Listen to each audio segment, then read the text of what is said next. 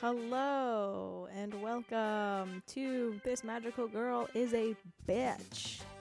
A visual novel I found a long time ago that is now free on Steam, so it's time to check it out. It was a dark and stormy Monday. Like any other day of autumn, the sky was overcast, but the students of Middling Middle School were unfazed by the gloom. Instead, the halls were unusually charged with electric excitement and spectacular anticipation. And last but certainly not least, today marks the first day of Halloween Spirit Week. Ooh. Ooh. It's time to decorate your homeroom. The students collectively groaned. First place gets a prize. That's right. The first place class gets their own pumpkin pie and ice cream party. So, put your best effort in, everyone. If you want. More info online or, around. Yeah, keep an eye out for those Spirit Week posters, y'all. Happy spooky season, mascots. I heard Mrs. Ramirez's class had something really good planned for their deco. Like guaranteed good. Yeah. They're just trying to intimidate us by spreading rumors. Besides, remember last year? Everyone said that one homeroom class had it in the bag, but then there was that fire. Oh yeah, the 8-foot skeleton incident? Exactly. Did they ever find out who let that skunk loose? I don't think so. Well, the point is, who knows what'll happen this year? I guess we do have a lot of talented people in our class, like... Oh, hey, Tabby! Good morning, Tabby. Tabby was not having a good morning. In fact, Tabby never had a good morning when she was at school. There were too many people looking at her. There were too many people looking her way, watching her every move, waiting for her to trip up so they could laugh at her. They're always sneering at me. Like they think their little cliques are too good for me. Hiya, Tabby! Like I'm less than them. Less than human. Man, Tabby is so cool. Yeah, the real aloof type. Like a spy or a secret agent. Or somebody who's undercover. Pretty sure those are all the same thing. I always want to ask her to hang out, but I'm like super intimidated. Think she would say yes? Just because we're in the same homeroom? Not a chance. Way too cool for us. Tabby grew out of wanting friends fast. Endless bullying will do that to someone. She couldn't even imagine being that naive anymore. Tabby was fully aware that this was her destiny, to be alone, unwanted, forcibly isolated. Excuse me. Need to get to my locker. Hello? You good? Molten rage and mild embarrassment bubbled through Tabby as she stared into the face of her ultimate nemesis, Eden. Eden something or other. Last names didn't matter. It was how he treated her that made her seethe with frustration. I hate him! Always ready to tear me down at the first sign of weakness. I can see it in his eyes now.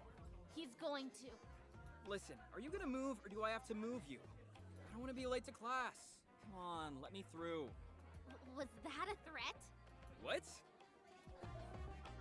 Tabby slapped a hand to her mouth, worrying she had thrown herself into unnecessary danger. Who knew how bullies like Eden might react to being questioned? She looked around in vain at the crowd milling around, not seeing a friendly face. To stand up for me. If only there was a teacher around. Is that the bell? I'm just gonna go for it. Excuse me. Tabby watched in horror as Eden reached for her.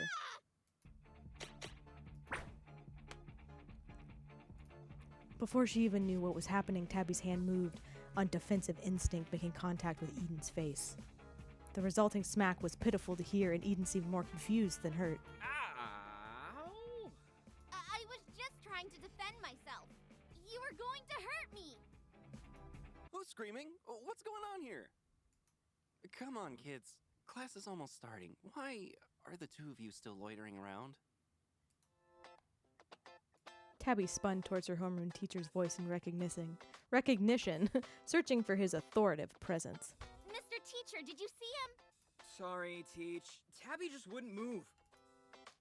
The hallway rapidly emptied around them as the stragglers and witnesses fled to their respective classrooms. I just need to get my books. Promise. Is there a reason you can't move away from Eden's locker, Tabby? Tabby gawked incredulously at her homeroom teacher and then stepped off to the side, shaking her head no. How could Mr. Teacher take the side of a known bully? Honestly, she should have known. No one would be on her side, not even the ones in charge. Since I'm on my way to class too, and I have the worst headache from moving pumpkins all morning across campus, I'll give you all a pass. You better be in your seats by the time I get there. But no running. That includes you too, Caleb. I know you're just waiting for your friends, but don't let them make you late.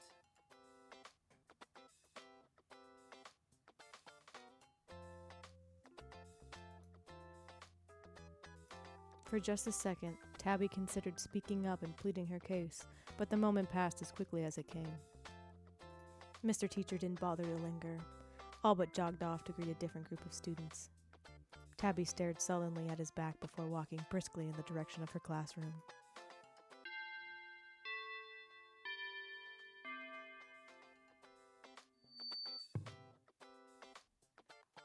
All right, settle down, kids.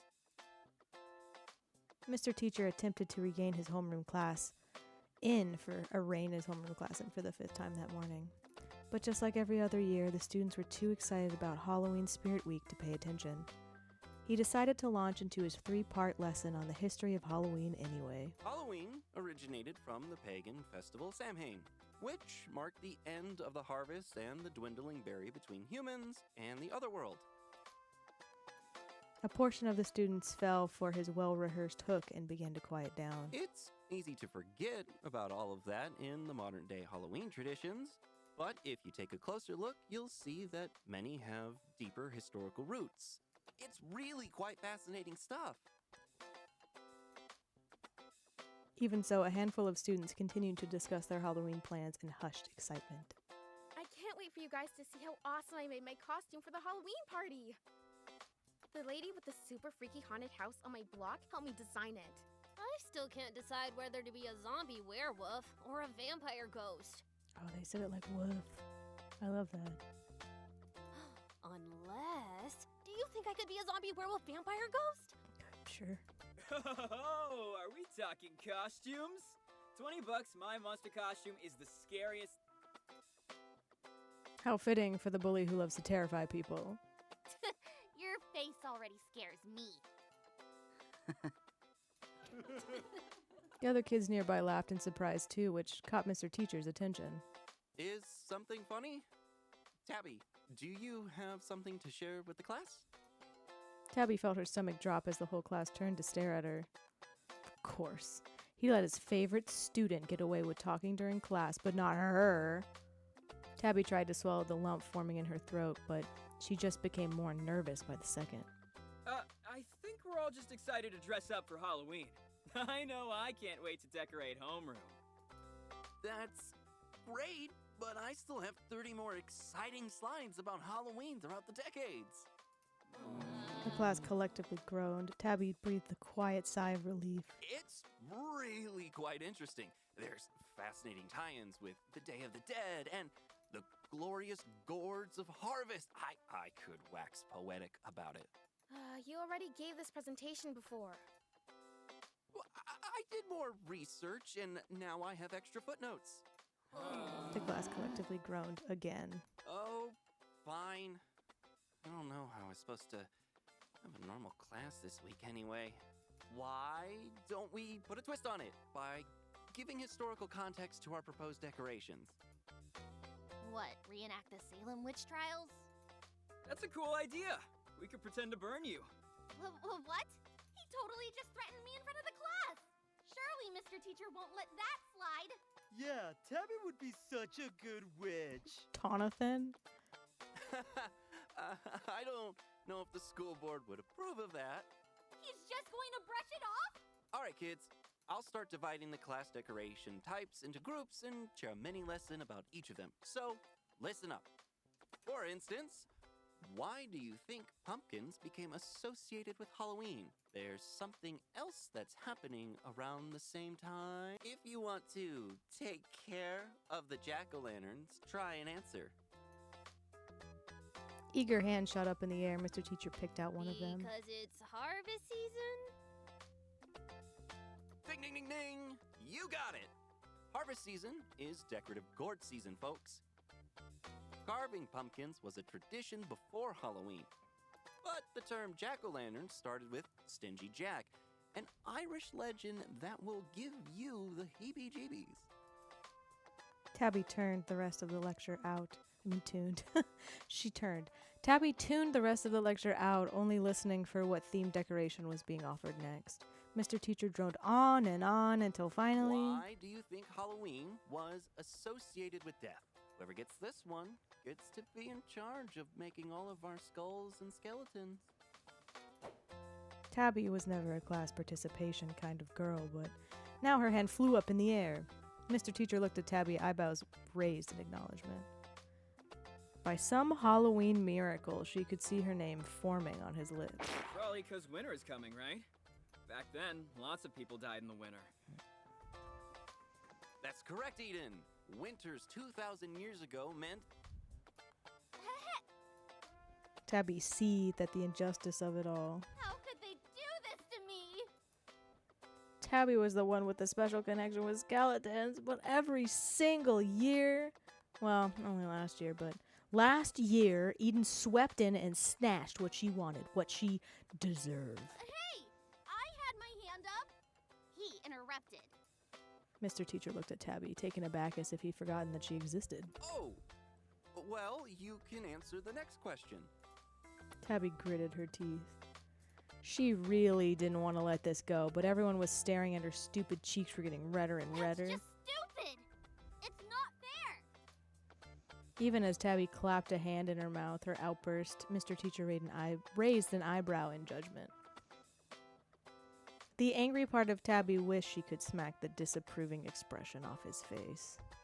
But her frustration withered away as she crumpled herself, heart shrinking. I'll always be the first to get picked on. And the last pick for everything else. How about you let me continue the lesson and the two of you can work together? This is Spirit Week and I really don't want to give any detentions for disrupting class. Sounds cool. I'm sure Tabby will come up with something really freaky. You know, given how into this stuff she is. Oh yeah, totally. She's the type to freak people out. It's awesome. Too bad Tabby works alone.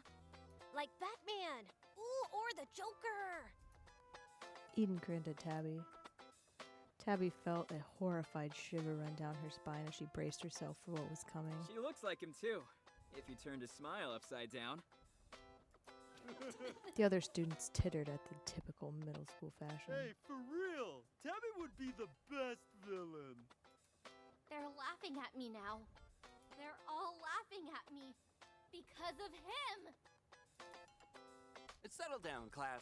And that's not nice, Eden. Only joking. Tabby got me good earlier too. That's just how we do, right, Tabs? Eden held out a fist towards Tabby. Tabby fixed him with her best death glare. Classic Tabby. Well, Tabby, if you want, you can work with Eden and... I am not working with Eden. There's still a couple of other decorations up for grabs. She scowled at Mr. Teacher. He's still picking Eden over me? Why? Why do they all love him so much? What do they see in a bully like him? The class moved on, but Tabby just sat reliving the feeling of everyone else's laughter at her. Soon all the decorations were assigned and the class split off into their working groups. Slowly the room began to look more and more spooktacular. As a reward for their hard work, Mr. Teacher handed out spooky stickers, spouting Halloween facts all the while. But of course, he had skipped over Tabby entirely. How come Tabby isn't helping? Psst. Tabby, do you want to join my group? It's not too late to team up if you want to do skeletons. I'm rejecting Eden, because fuck him. Antisocial code. Who needs friends? They were clearly taunting her. No point in staying around a bunch of bullies. Tabby stared, packing her bags, watching the clock anxiously so she could be the first one out of class when the bell rang. I really think you should have been the one to do skeletons. We can talk to Mr. Teacher together if you like. Oh, shit. Hello. Tabby's mind struggled to make sense of what was happening. Wait, is he talking to me? What was his name again? She had never even spoken to this popular kid before, much less seen him approach her general vicinity. He's not making fun of me, is he?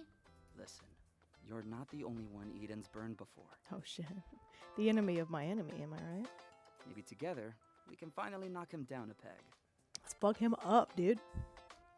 Sorry if there's like a bubble sound. I'm drinking sparkling water. This isn't a trick, is it? I am Calum. Calum. And this is no trick. I'll stand by your side. Oh shit. Calum patted Tabby on the shoulder and she recoiled, almost hissing at him. Personal space, please. But then oddly enough, Tabby felt a tingle on her shoulder where he had touched her, like butterflies were dancing on her skin. Gross. She wasn't developing a crush, was she? Calum gave her a small smile. So what do you say? Shall we tackle this together?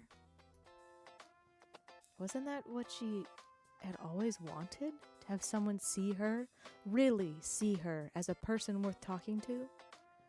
Now here was somebody who was ready to back her up at least. Okay, we can stay behind after class then. Perfect. I'll get Eden to stick around and we can tell Mr. Teacher what happened. What? No! Just the two of us. I don't want him around. No. Tabby, trust me, he needs to be there. No! He'll just ruin everything by charming Mr. Teacher, like always. I'm not going if Eden is. Tabby crossed her arms. All right, as you wish. Calum inclined his head at Tabby in thoughtful agreement. As the rest of the students continued to work on bringing the Halloween spirit to life, Tabby bounced on her seat, almost vibrating in place with sudden energy. She barely heard Mr. Teacher's announce to the class that it was time to clean up. Not long after the bell rang, the other students shuffled out the door until there was only Calum and Tabby left. Tabby turned her critical gaze towards Mr. Teacher and prepped herself to approach. Mr. Teacher hummed to himself, trying to ignore the grouchy elephant in the room. He reminded himself that he became a teacher because he wanted to inspire the next generation. He genuinely cared about his lessons and wanted everybody to enjoy his classes. But for reasons out of his control, kids could be real shitheads. There were kids who turned his lessons out, who tuned his lessons out, kids who rolled their eyes at everything he said, even kids who managed to scowl at him for a full hour. Kids like Tabitha Bones. Her full name is Tabitha Bones? No wonder she wanted to do the skeletons. Her expression had been so disarming, so spooky, that she had been too nervous to even go near her, that he had been too nervous to go near her. Now she was standing in front of his desk with her arms... Ooh! Can I accidentally clicked. What's the reason she had to glower at him? If anything, if the horror stories from the other teachers were to be believed, rumor has it last Halloween a girl was with a permanently gloomy demeanor had attempted to bring butcher bones in as decorations. While the girl in question didn't have any bones on hand now, Mr. Teacher willed himself to be brave. He cleared his throat once, twice. Tabby, can I help you? Tabby took a deep breath, sensing the reservations Mr. Teacher had towards her. She was glad Calum was with her. I don't think you should let Eden decorate skeletons instead of me. Mr. Teacher stared at her in stunned silence. Tabby sped onwards, afraid to lose her courage. He's clearly a bully, and if you side with him, you're a bad teacher. Mr. Teacher furrowed his brow, lip trembled ever so slightly. Ouch. He was hurt by Tabby's words, more than either of them probably expected. She could probably sniff out his people-pleasing tendencies, but he could just easily put those away, especially to call out students who stepped out of line. Look, I'm not sure why you wouldn't let Eden get to his locker, or why you said he was scary looking. Yes, I heard what you said. Tabby glared at him, readying herself for an accusation. Mr. Teacher braced himself against the desk, trying to remain calm, at the obvious hatred being beamed towards him. I don't know what's going on between the two of you, but I'm going to call Eden here and we can resolve this once and for all. No, I don't want to be near him. I want you to listen. Caleb agrees with me too. Tabby gestures at the spot next to her, only to be met with an empty space. Mr. Teacher's frown deepened as he flexed his fingers in agitation. What kind of bluff was she trying to pull? There were no other students left in the room. I'm sure we can resolve this right now. Mr. Teacher got up from his desk, glad to be out of range of Tabby's burning gaze.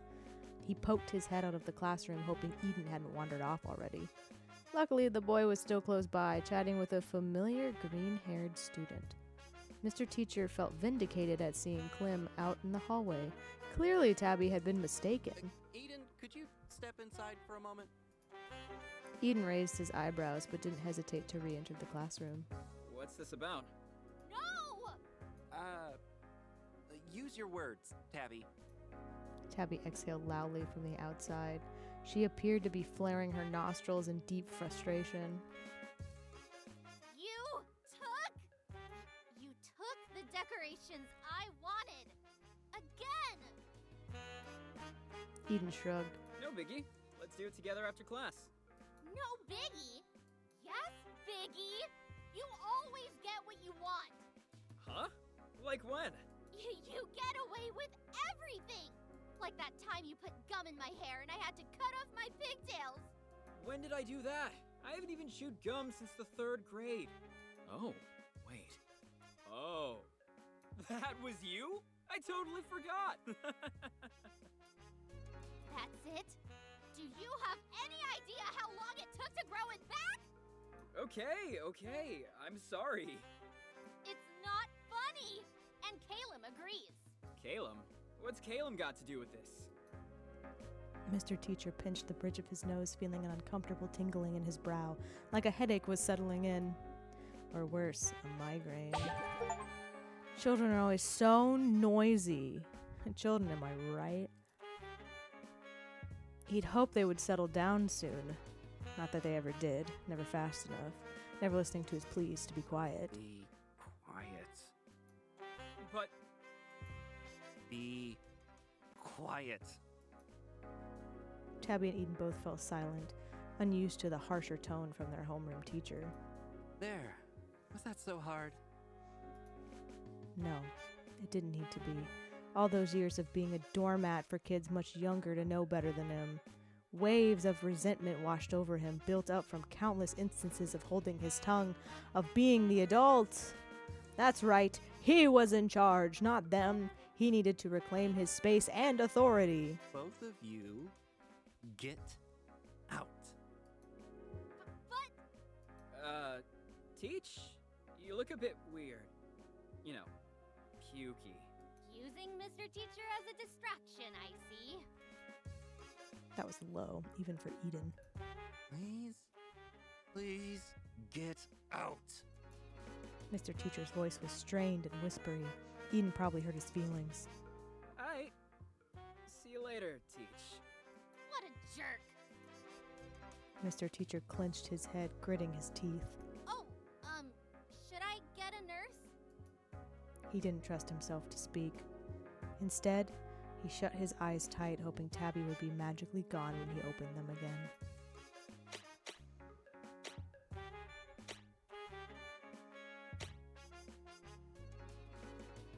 I don't know, hover awkwardly in silence. He could hear Tabby shuffling from foot to foot in front of his desk. It also sounded like she was opening her mouth and closing it every few seconds, which irritated him even more. Mr. Teacher's eyes snapped open. The sight of Tabby still standing around and glaring at him made his blood pressure spike. Why was that brat still here? Hadn't he told her to leave? She never listened, always thinking she was in the right, always thinking she knew best. A little brat like her? The tingling spot got worse, making it harder for Mr. Teacher to think clearly. Only one line of thought made it through the mental fog. Mr. Teacher? Tabby shrunk back fearfully as Mr. Teacher smiled, a too wide smile with too many teeth. You brats just love testing my patience, don't you? Bad students get detention, but that would be a bigger punishment for me than you. After all, children who don't listen are no better than vermin. And as we know from history, vermin deserve a far worse punishment. Can you guess what that is? Tabby backed away, bumping immediately into a desk. The blood seemed to drain from her face. Oh, come on, Tabby. There's a fun little sticker in it for you. Oh, God. I don't feel like their bickering is that bad.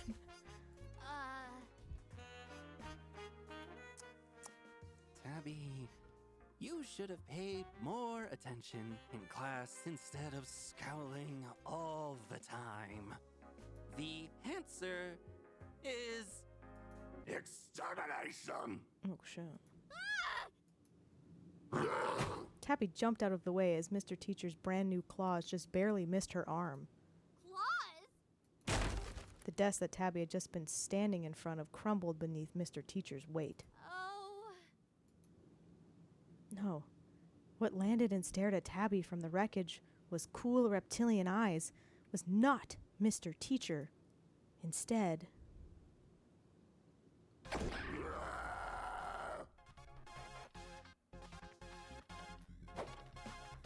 he or it lunged at her once more. She dove under the nearest desk, but she didn't dare to stay there for long. Tabby crawled towards the next set of tables as fast as her poor athletic record allowed. The desk she had just been under flew across the room and shattered against the wall. With desperation and fear coursing through her, Tabby scrambled to her feet. Please. Gunning it for the classroom door, Tabby pounced on the doorknob. Of course, it's locked. Of course. Why would it work? Everything else seems to be going wrong. Why not this too? From behind, she could hear warbles snarling before a dark shape sailed overhead. The pulverized debris of what had been once a desk rained down on her. Tabby shrieked and covered her head. She tried the doorknob again despite knowing it was no use. Help! Someone! Help! Tabby whipped around, pressing herself into the door like she might be able to phase through it. The monster approached her with a bloodthirsty aura and clever eyes. He had her cornered, and he knew it. At the sight of his misshapen, uncanny, too-sharp grin, Tabby's legs gave out, like her body knew the fight would be over soon. She couldn't blame them. Everyone always abandoned her in the end. Why try anymore? It's useless. I'm useless. There was nothing more she could do. It's not like Mr. Teacher was ever going to listen. He never had before, so why would this time be any different?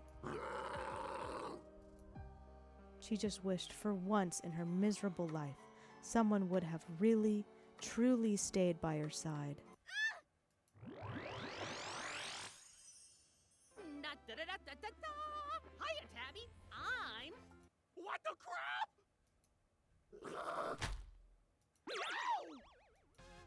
Mr. Monster chased the new nuisance, his jaws snapping wildly. Whatever the tiny creature was, it zipped around the room in a panic. I'm Strength, and I'm here to guide you on your... What the bleep is this? Tabitha Bones, do something! Tabitha gasped at the little guy in alarm. She had no energy left. The fight was as good as over. What did he want from her? Don't just stand there! Help!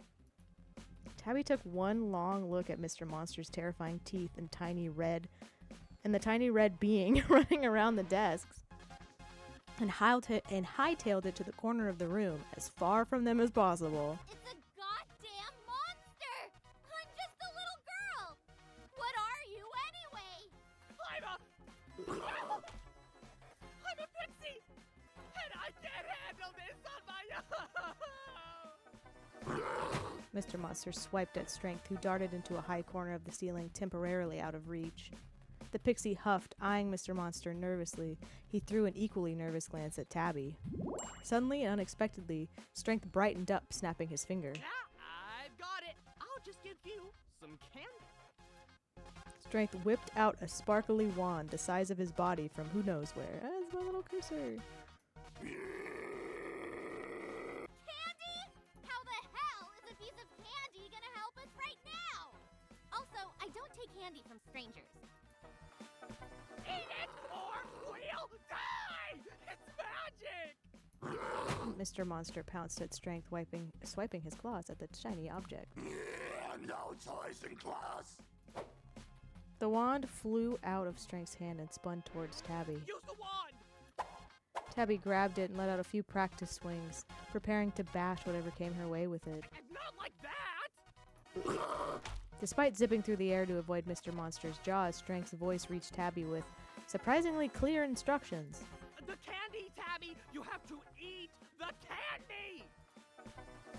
While Mr. Monster was still fixated on Strength, Tabby weighed her options. I will eat the candy. Tastes like regret. Oh, I'm getting achievements. You probably can't see it. Tabby gripped the wand with fear and fury. She hated being told what to do, but if it was a choice between suspicious candy and the jaws of a monster, she'd take the Jawbreaker any day. But it had better not be strawberry flavored.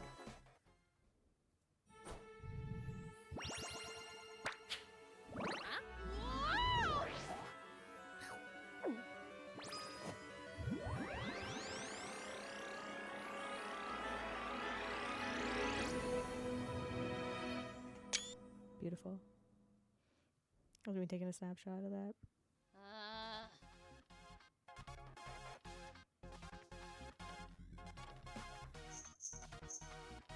Tabby tried to reorient herself in space, frantically looking for the whereabouts of the monster in the room. Mr. Monster stared back at Tabby, a bewildered expression on his face. He didn't seem to be coming after her, but yet...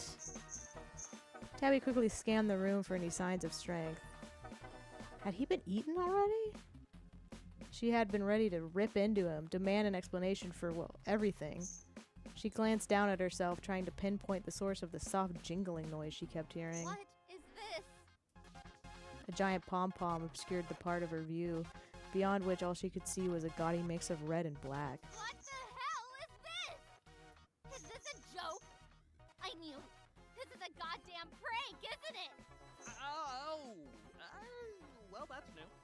It's okay, everything will be okay. We can work with this. Strength continued rambling, but was nowhere to be seen. What was his voice coming from inside Tabby's brain? Great. I definitely imagined him. Well, it, seems like we're stuck together. Yup, I can't move at all, and that's totally okay. I'll just take you through everything. They didn't warn me about this, but it's fine, it's fine. God, this is it. I finally cracked. Even my imaginary friends are freaking out. Tabby started to shake, half crying, half laughing at the ridiculous situation. The bells on her horrific outfit jingled with her tremors. Mr. Monster tilted his head at the sound, eyes glinting. You can hear that, right? I don't need to say that. Watch out! Mr. Monster was before her in one pounce, his claws raked through the air straight towards Tabby's head. By pure instinct, Tabby dodged the attack, doing a backflip across the room. Huh? Did I just do that? How? That's the power of strength. But I don't have strength. I can barely do a push-up. You do now, Tabs. With me at the helm, we're unstoppable. Now get us out of here. Tabby did feel a little stronger than usual, but a backflip? Maybe that candy was magic. What else can I do? We're gonna throw a desk at the monster. As Mr. Monster charged towards her again, Tabby leapt towards the nearby desk. With no effort at all, she lifted it with one hand. Tabby lobbed the desk directly at his snout with more accuracy than she had ever shown in her terrible athletic career. Bullseye! Not so scary anymore, are you? Go on, try again. I've got more desks with your name on it. Mr. Monster pawed at the ground, stampeding towards Tabby with obvious rage. Tabby sprung away easily, sending Halloween decorations flying. Making a mess? You deserve detention! She tossed chairs 2 at a time at Mr. Monster. He winced and slowed down, and each one made an impact with his head. Taking advantage of his hindered speed, Tabby snatched the string of skulls and caution tape off the walls. Now she was the one stampeding towards Mr. Monster. Tabby grinned, knowing he wouldn't be able to lay a single claw on her. She made several tight turns around the beast, wrapping the direction around his legs with speed and agility. Decorations. Oh my god. You can't tell? I can't read. Mr. Monster thrashed around violently, but the makeshift bindings seemed to hold for now. Wait. Oh, there's something familiar about that monster. Those sparkles, maybe? Isn't that magic? The decorations around Mr. Monster's legs began to tear. Ah! Tabby, that's not gonna hold! Quick, use the wand! On cue, Tabby swung the wand at Mr. Monster and beat him with it. Not like that! Wave it around! Tabby aggressively waved the wand at Mr. Monster, managing to smack him in the face again. Mr. Monster slumped back, eyes rolling around in pain. I said around! Like, around! Tabby moved her arm in a wider circle, swinging the wand above her head like it was a lasso. The soft glow enveloped both of them. As if by magic, Tabby felt the ridiculous outfit she was wearing pop off. Suddenly she was back in her regular clothes. Glad that worked. Mr. Monster's whimpers faded into a groan of rapidly approaching middle-aged teacher. The soft light dispatching, Mr. Teacher blinked once, twice. He struggled instinctively against the decorations binding his legs and then looked around the room, horrified. On cue, someone pounded at the door. Miraculously, the locked door swung open and students poured in the room. It was clear from the sound levels that the small crowd had formed outside. Gossipy chatter turned immediately into horrified gasps. They were audible from the hall and maybe even other classrooms. I thought I felt an earthquake or something. We couldn't get in. What even happened here? Where's Mr. Teacher? Tabby, what's going on? Mr. Teacher? Are you alright? The other students quickly took in the sight of Tabby looming over their bound and bruised teacher. Shredded construction paper and wood dust fluttered through the air. Tabby's pride at having defeated a monster quickly shifted into nervous apprehension. That Tabby is something else. Did she seriously ruin our decorations? How is that what you're worried about? Mr. Teacher looks like he's on the verge of tears. Is that really his name? I'm okay. I'm alright. Okay. Oh, I think I might have broken a rib. Give me one moment. The other students removed the decorations binding Mr. Teacher's legs, wincing when the paper crafts tore in the process. Did she beat him up? I didn't know Tabby could be so... I can't even think of a good word. So horrible. This last accusation finally shook Tabby out of her stupor. It's not my fault. It was Mr. Teacher. He wasn't himself. He started throwing stuff at the decorations. That's impossible. Mr. Teacher wouldn't do that. He loves Halloween. You weren't there. He turned into a monster. I can't believe you do all this and lie about it. We thought you were cool. Now, hold on, guys. Let's hear Mr. Teacher's side of things. Is Tabby telling the truth? I'll be in the nurse's office. Mr. Teacher got up with multiple groans and winces, gracefully accepting the support of nearby students. Why won't he tell them? Doesn't seem like he's in any shape to say much of anything right now, Tabby. I can't believe this! I can't believe you guys think it was all my fault! Whose fault is it then? No one else was in here. Just calm down, Tabs. If you explain yourself well enough, I'm sure they'll listen. Take a deep breath. In, out, and elaborate. I already did elaborate!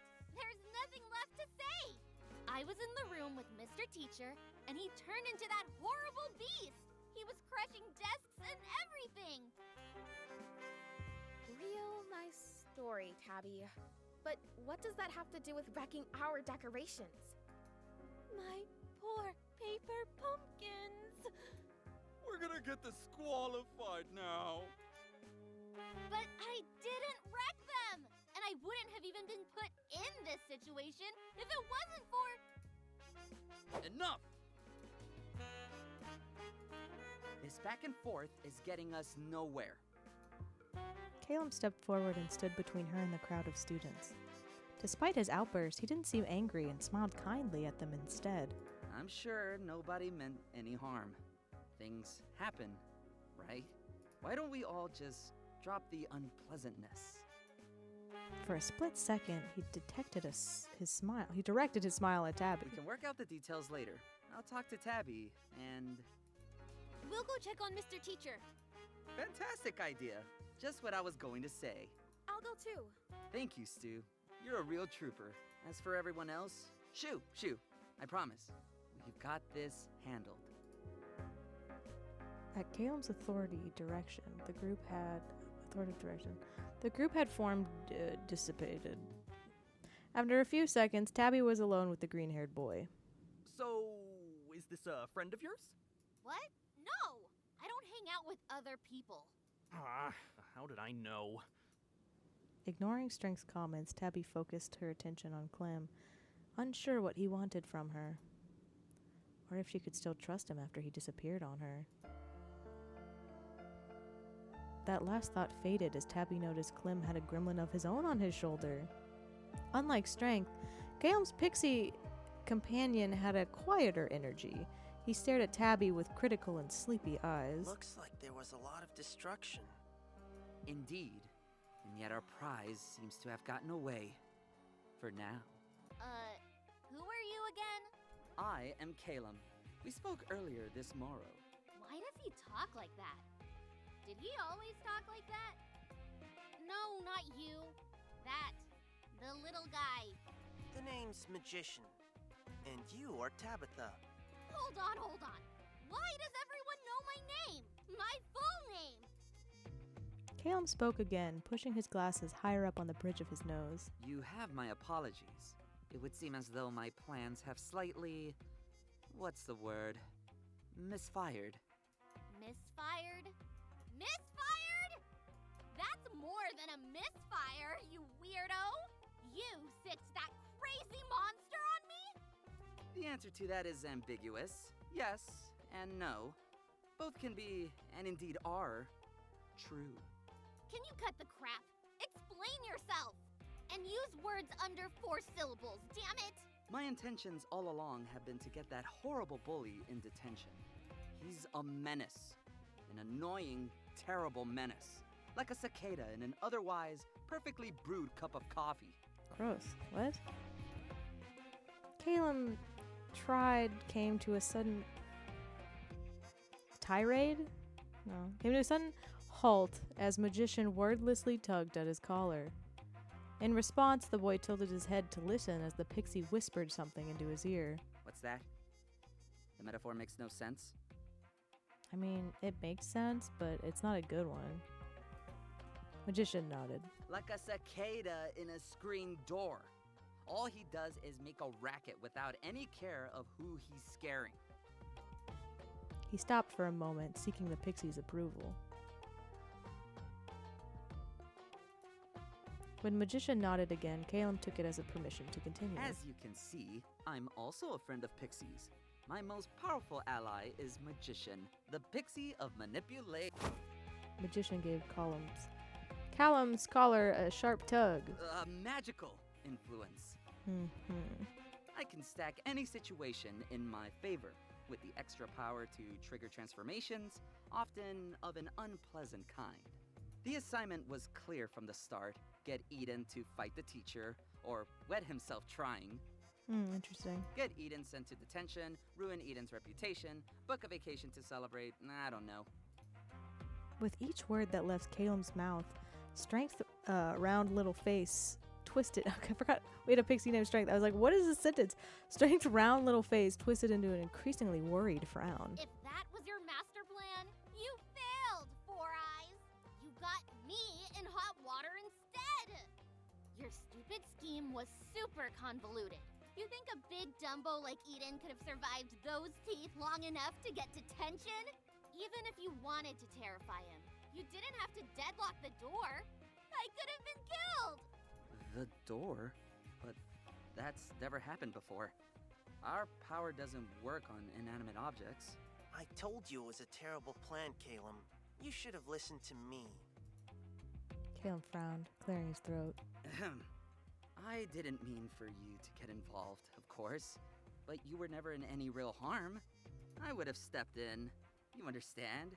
Had your powers not kicked in, everything was still within my calculations. And for your sake, we had to keep the monster contained.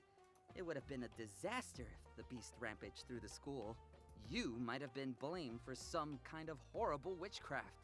So, you were just looking out for me? Exactly. You think I would have just abandoned you in your time of need? Yes. Of course not. I had to play my cards right for our sake. Which unfortunately involves subjecting you to close proximity with that orange-haired wretch.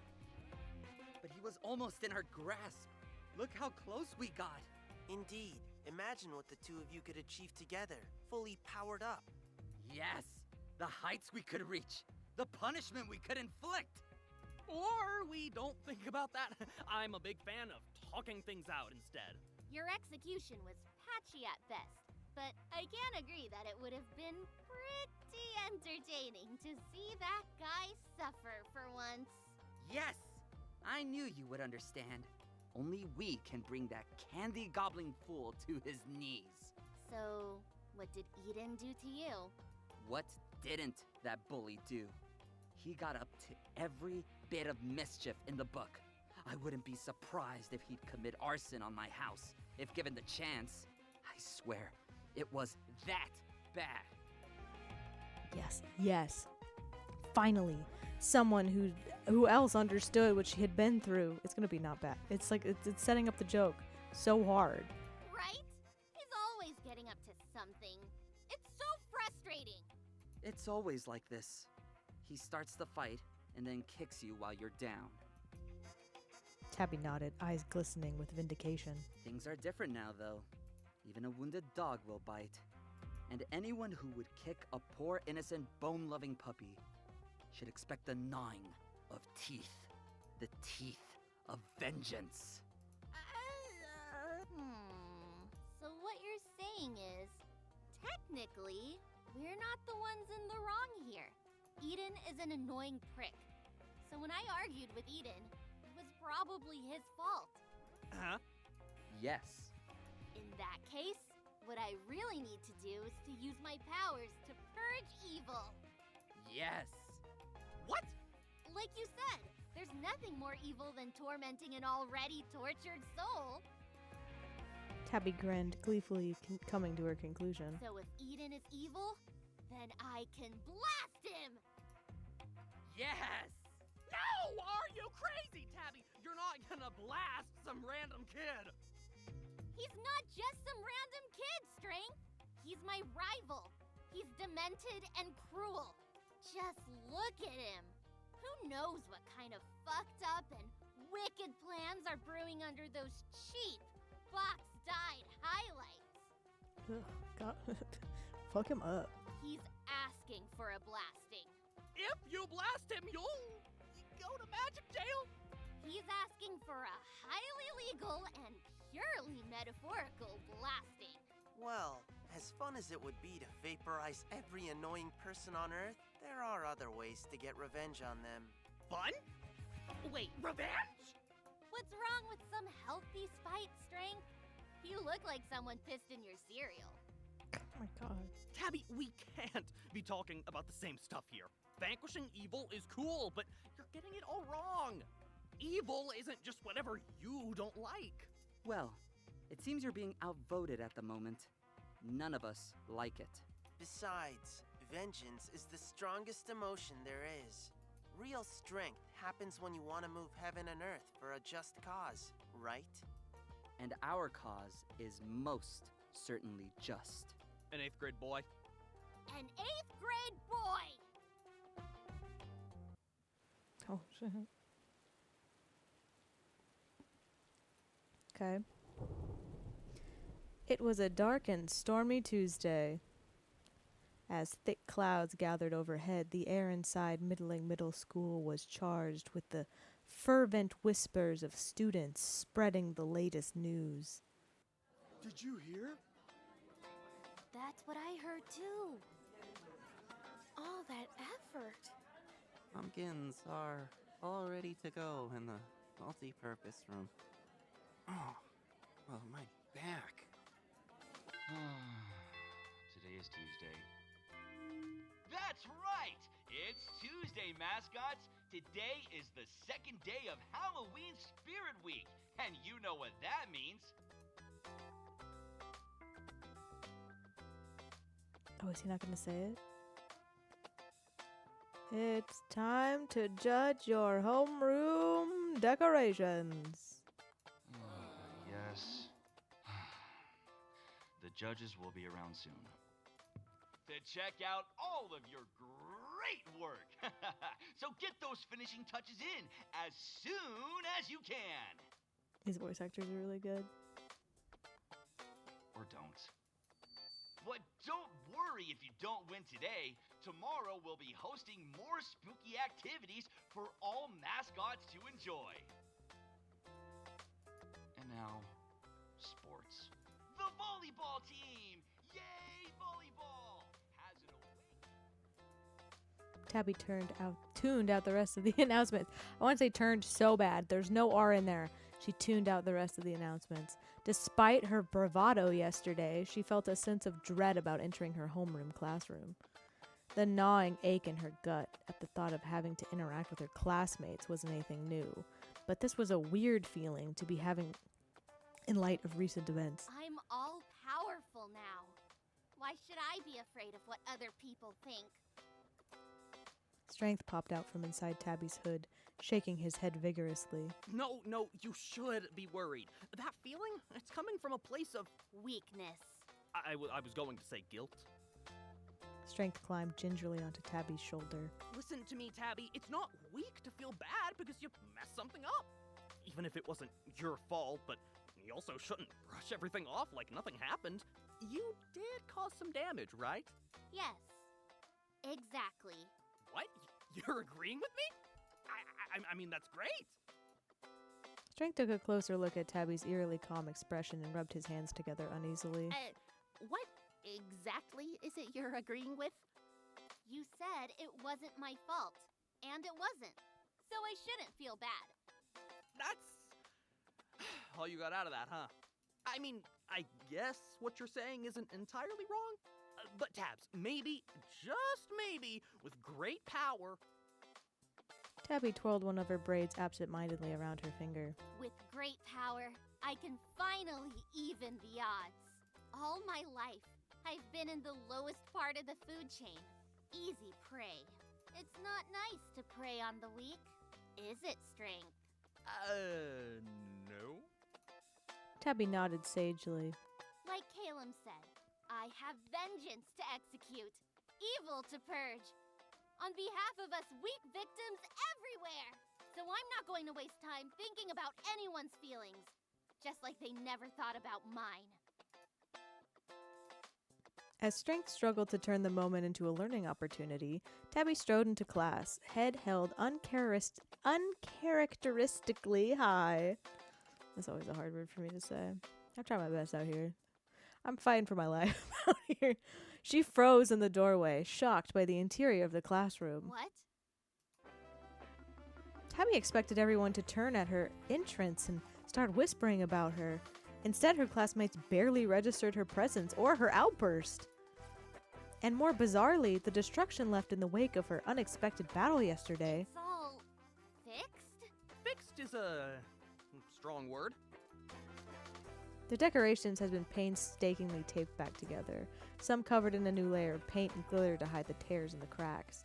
A pile of broken tables and chairs were haphazardly set aside, off to the side, and some students were sitting on the ground. Tabby rounded on Strength, a commendable achievement considering the pixie had been climbing on her shoulder. Did you do this? Hey, don't look at me. I was in your backpack all night. Smelled like pencil shavings and old sandwiches. Don't know how I managed to rest in there. If you didn't do it, then who? A fellow classmate stared wide-eyed at Tabby, who appeared to be raving at nothing. Hi, Tabby? Is everything okay? Who fixed the... Everything is... Oh, back to normal, right? Yeah, when we got here this morning, everything had been all patched up. The other student gave Tabby a tearful look. You know, at first we thought maybe you'd be the one to do it, but...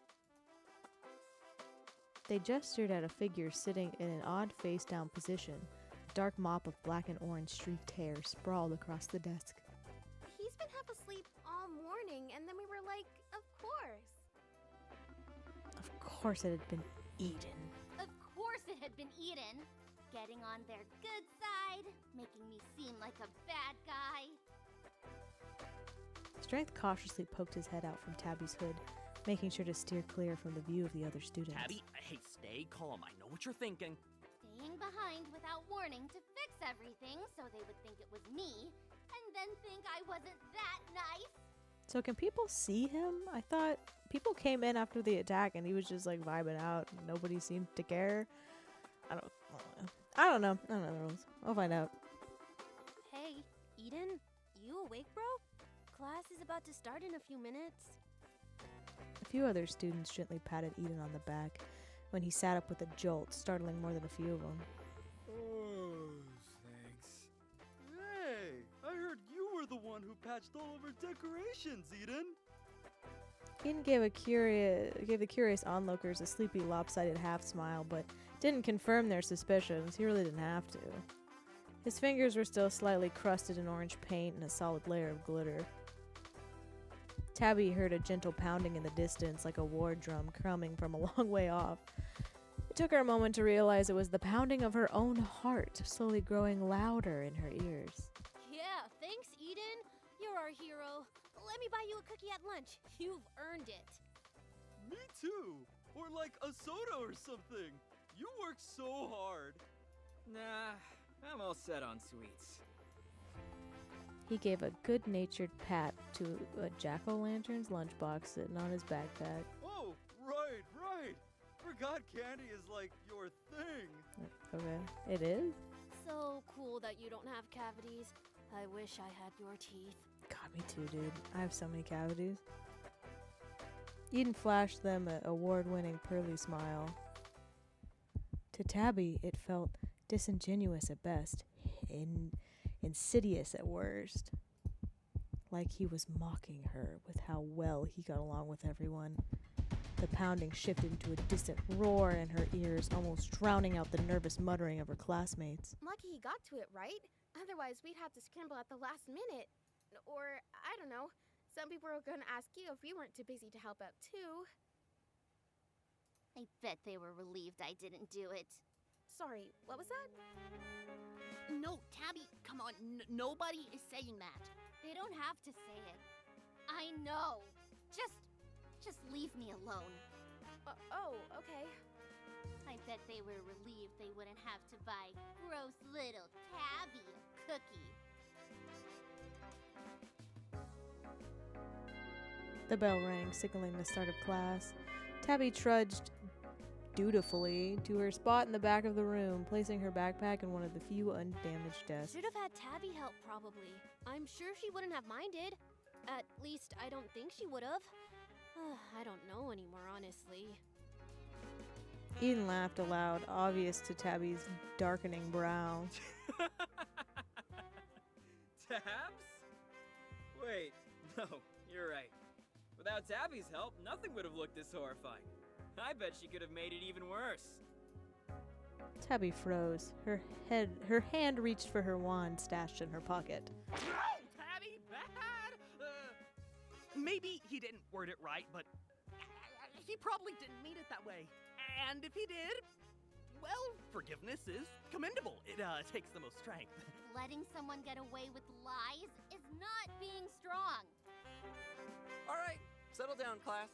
Let's take roll real fast before the judges get here and I release you all into the cafeteria for the start of our special Halloween activities.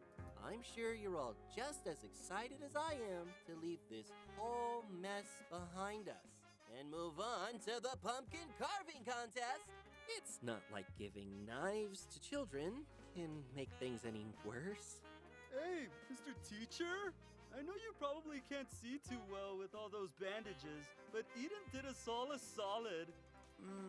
Not up to date with the youth slang, but I take it to mean that he did something possibly good?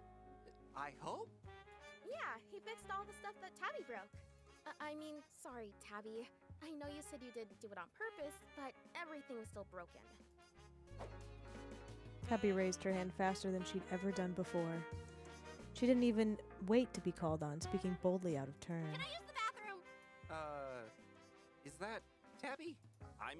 Yes, sure. Tabby, right. Let me just mark you down as present and... Tabby didn't wait for her teacher to continue peering at the roll sheet through his bandages before she left the room. You're turning into a real delinquent, Tabby. I'm not the delinquent. Eden is. He's a bully and a manipulator. He has them all eating out of the palm of his hand still, like he's got candy for hands. That is a horrific thing to imagine. Well, imagine worse, because that's what Eden is. He's just an 8th grader, just like you. Yes, exactly. Evil starts so young. You're so right, yet so wrong. Strength let out a wheezy sigh as Tabby walked straight past the bathrooms. Wait, aren't we going to the bathroom? What, together? I don't know. From the other classroom, students began trickling out of the doors, heading out in chattering hordes towards the cafeteria. I wasn't ever going to the bathroom. I was lying, obviously. I'm going to put Eden back in his place right now. He won't beat me at my own game. I don't think he's trying to beat you at anything. Well, he can't. Eden doesn't have any powers. It was stupid of them to think he could ever fix anything. If they want a hero, I'll show them what a real hero looks like. I have a bad feeling about this. Don't look if you're so scared. Real strength is doing things other people are too afraid to do. I have a really, really bad feeling about this. Tabby snuck into the multi-purpose room, eyes aligned on the dark oblong shapes scattered evenly across the floor. I'm going to guarantee us a victory. Then they'll see. They'll all see. Tabby, why are you picking up those pumpkins? Where are you taking them? This isn't our classroom. Tabby, no!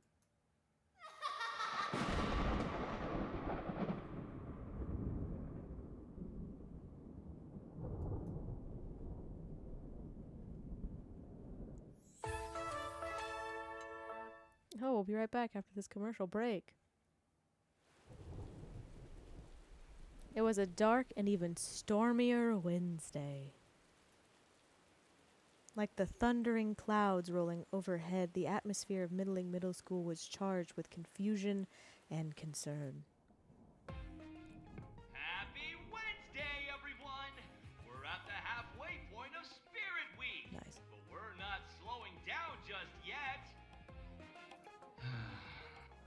today's big event, we have our Jekyll! Oh, no way. Really? No, I didn't hear about that before now. When did we get the memo? Today is Wednesday. That's right, mascots. Stay safe and stay spooky. As soon as the announcement had ended, the hallway rustled with all sorts of speculations. That was weird, right? Yeah, but the teachers have been acting weird since yesterday. I noticed that too. Why did they refuse to tell us who won the decoration contest? And it was so weird when we suddenly switched to carving apples instead of pumpkins without any explanation. Yeah! And then they were like, no knives, actually. Like, make up your mind. Eesh. I was tempted to just use my teeth at that point. Maybe it's a good thing we weren't doing pumpkins then? Tabby found it hard to keep her usual scowl up in the face of everyone's uneasy energy. Strength! Strength, wake up! Tabby reached into her backpack, shaking her pencil case until Strength clambered out of it. What's happening? Something's wrong. It should have been obvious by now that we won. People should be thanking me for a job well done. What's taking them so long to announce it? I could think of a few reasons. Like, Maybe they're just waiting to announce their, findings when class starts. huh, I guess that makes sense. Well, I can't wait. Everybody's gonna be so pumped when they hear we crushed the competition.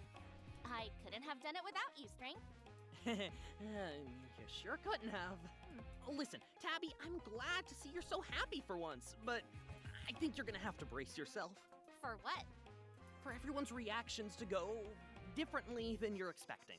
I don't think you should be down in the dumps, But nothing. Don't overthink it, Strength. They'll all be thanking me. I guarantee it. Tabby zipped up her backpack, leaving only a Strength-sized peephole through which he could watch her predictions unfold. Tabby counted down the hall, continued, oh my god, apprehension replaced with jaunty confidence. As she approached her locker, however... Oh, are you kidding me? Oh, she could barely see her locker past the students who'd gathered around it. Excuse me. Excuse me. It was like they couldn't even hear her. Tabby rolled up her sleeves and pushed past her classmates. She managed to breach the dense ring of people, but groaned when she spotted the reason for the crowd. Eden stood by his locker, holding court. His adoring fans spilled out in front of her without a thought of how she was supposed to retrieve her stuff. In fact, he probably told them just to stand there in order. You know,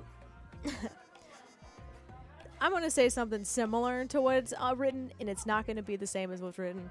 And I'm sorry, that's how I read. It sucks, but it's true. In fact, he probably told them to stand there just to annoy her. What's going on? Oh, morning, Tabby! Eden's showing us the prototypes for his Halloween costume!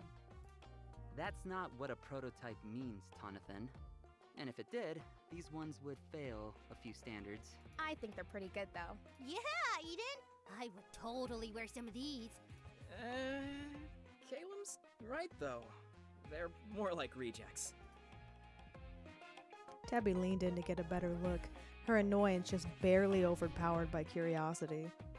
Her eyes widened. Hey, isn't that... Tabby hit her backpack to keep Strength quiet. The sketches were crude. And ugly and stupid. The designs, however, were immediate and uncomfortably familiar. Tabby tried to quell the rising panic in her body. There's no way Eden saw me yesterday.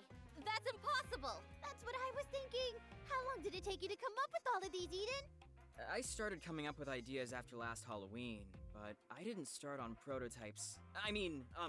Mock-ups until a few months ago. Oh, but then I ended up having a way scarier idea. Yeah, these aren't scary at all. They give off super silly vibes, especially this red one. It's a jester costume.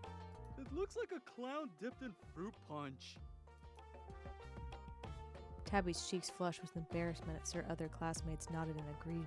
Do I look like a clown dipped in fruit punch? I agree. Those colors are comically hideous when paired together. I can see why you changed your concept to something with more panache. Yeah.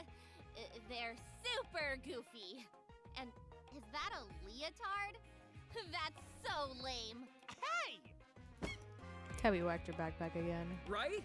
And uncomfortable too. I scrapped these for a reason, but I don't know. I'm still kind of proud of them. Maybe I'll repurpose them for something else instead. His musings were cut off when the bell rang. Shoot! Time to go! Eden shut his sketchbook with a loud thwump. Oh, man. The crowd of students began to disperse. Aren't you gonna get your books? Oh, yeah. Tabby opened her locker and rifled through it distractedly. It was a weird morning without the added shock of seeing Eden's drawings. That was just a coincidence, right?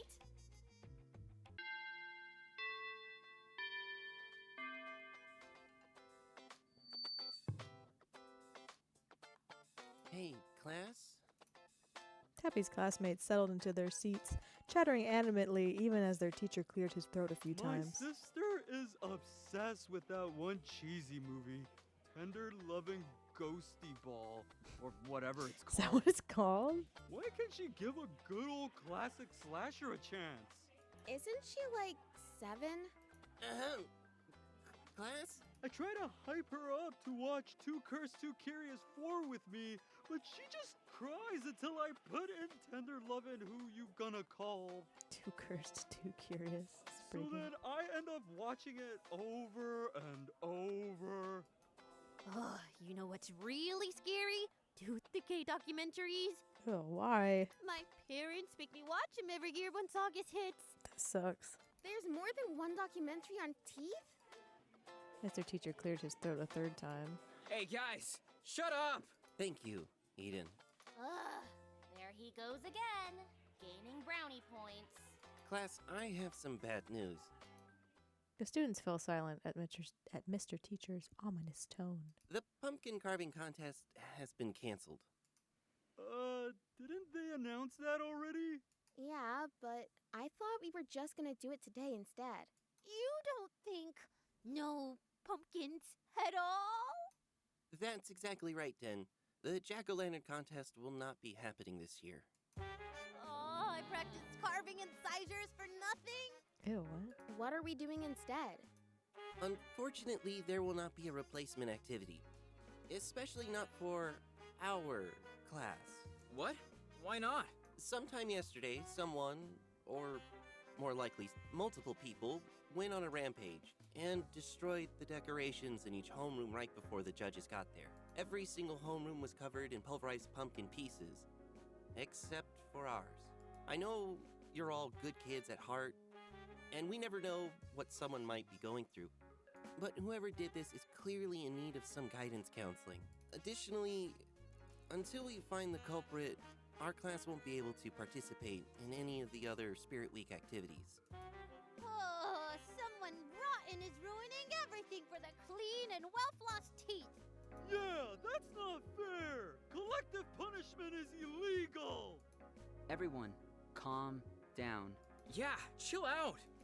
I would like to get to the bottom of this, as I'm sure all of you do.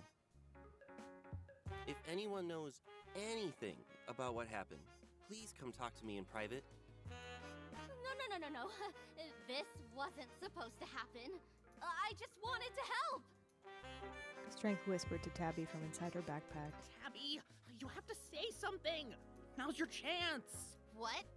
No! Well, it's never too late to right your wrongs, even if you need an extra push. Strength took a deep breath and did his best Tabby impression. I have something to say! The entire class whipped their heads around to stare at Tabby. Strength, you asshole! What was that, Tabby? Tabby wanted to share something, I think. Tabby was too panicked to glare daggers at Eden. You can do it, Tabby. Be strong. Tabby? Tabby ground her teeth together. Her face felt hot with everyone's eyes on her. What am I even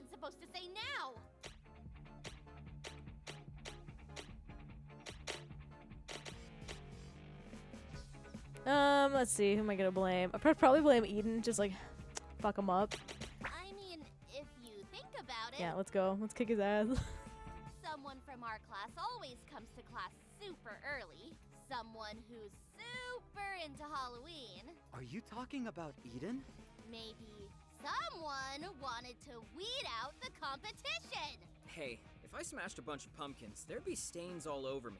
You look stained to me. Wait a minute. Are you just blaming me because my hair is orange?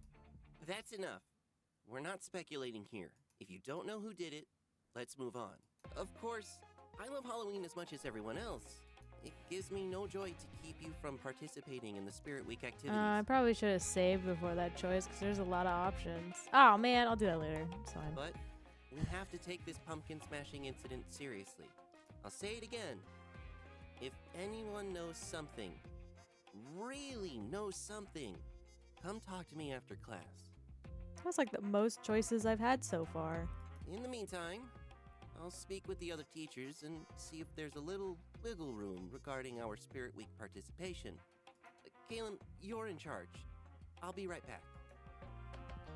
Come on, did you really think that would work? Worth a shot. Oh, great. He's coming this way. Tabby, I swear it wasn't me. Whatever. Once a villain, always a villain. Hair ruiner. Are you talking about that gum in your hair thing? That was so long ago. Are you bothering people again, Eden? Excuse him, Tabby. He's like a big mutt. That's Eden, all right. A big old puppy. Yeah. Sorry. I swear I had nothing to do with those pumpkins, though. After some time, Mr. Teacher returned and all the students scrambled back to Well, their kids, seats. you're not off the hook yet, but we did come up with a compromise. All the students leaned forward in their seats with anticipation. The pumpkin competition is still canceled, but the rest of Spirit Week is not. In the meantime, we're sending letters to your parents explaining what happened, and we will give the culprit until the end of Spirit Week to own up. Mr. Teacher paused and looked around the room meaningfully. However, if no one comes forward, well, we haven't decided yet between detention or some sort of volunteer activity to make up for it. But, all right, settle down. As I was saying, a decision has not been made yet, but everyone will have to participate. Now, as you can imagine, the other homerooms were pretty bummed about what happened. To make it up to them, the teachers have decided to send everyone on an impromptu field trip. Woo! Excluding us, of course. Oh. But I worked some Halloween magic, and if we agree to be on our best behavior from here on out, they've agreed to let us join them. The class erupted with roars of approval. Can I trust that you won't cause any trouble on this trip? The students nodded vigorously. All right. Don't let me down, kids. You won't be needing your backpacks, so you can leave them here and we'll lock the classroom up. And make sure you don't bring anything you wouldn't want to lose. Your emergency permission slips only cover so many liabilities. Mr. Teacher, you haven't told us where we're going. Can anyone guess? It's somewhere spooky. And, just around the block. I love spooky. No way! Is it the Madlock? Madlock Mansion of Horrors! Oh. Exactly right, Eden. Nothing like a local historical site turned tourist attraction to keep your mind off the real horrors of life. Okay, off you I go. guess. Lockers, bathroom, drinking fountain. We'll take roll at the front door in 10 minutes. Despite the gloomy weather, the middle schoolers were in high spirits as they walked to their final destination. The local haunted house known as Madlock Mansion. Tabby kept her usual eye out for Eden, but didn't spot him. He's probably off somewhere feeling guilty, as he should be. You know what? I'm actually proud of myself. Sure, I accused Eden of something he didn't do, but at least I wasn't afraid to speak up anymore. If he can do whatever he wants and get away with it, so can I. Keep up, kids. We want to make sure you get a chance to experience the whole mansion. I like their little bobbing, like they're walking. That's fun. From behind, Tabby started hearing strange exclamations from her classmates. Whoa, Eden, you look sick. When did you put that on? Looking good, Eden. I was wondering where you were. Thank you. Tabby turned her head before she even realized what she was doing. Bobbing through the crowd of the middle schoolers was a gas mask with orange lenses framed by a mane of orange Oops. hair. Sorry, pardon me. Oh, wow. Eden's full outfit came into view and Tabby recoiled. It was so orange. As he jogged closer, his heavy rubber boots splashed puddles of water everywhere. Sorry, coming through. Tabby turned and started walking faster. From the splash noises, Tabby knew that Eden would catch up in no time. Even so, she power walked until she was at the front of the crowd with her and her shins hurt. Hiya, Tabs. Oh god. Hey, no hard feelings for accusing me of being the culprit. Thanks, bro. You never get the hint, do you? Huh? Everyone else might fall for it, but I know what you're really like. Tabs, aren't you being a bit melodramatic? It's kind of a cool outfit, though. You know what you did. Now leave me alone. Oh, that is a very cool look, Eden.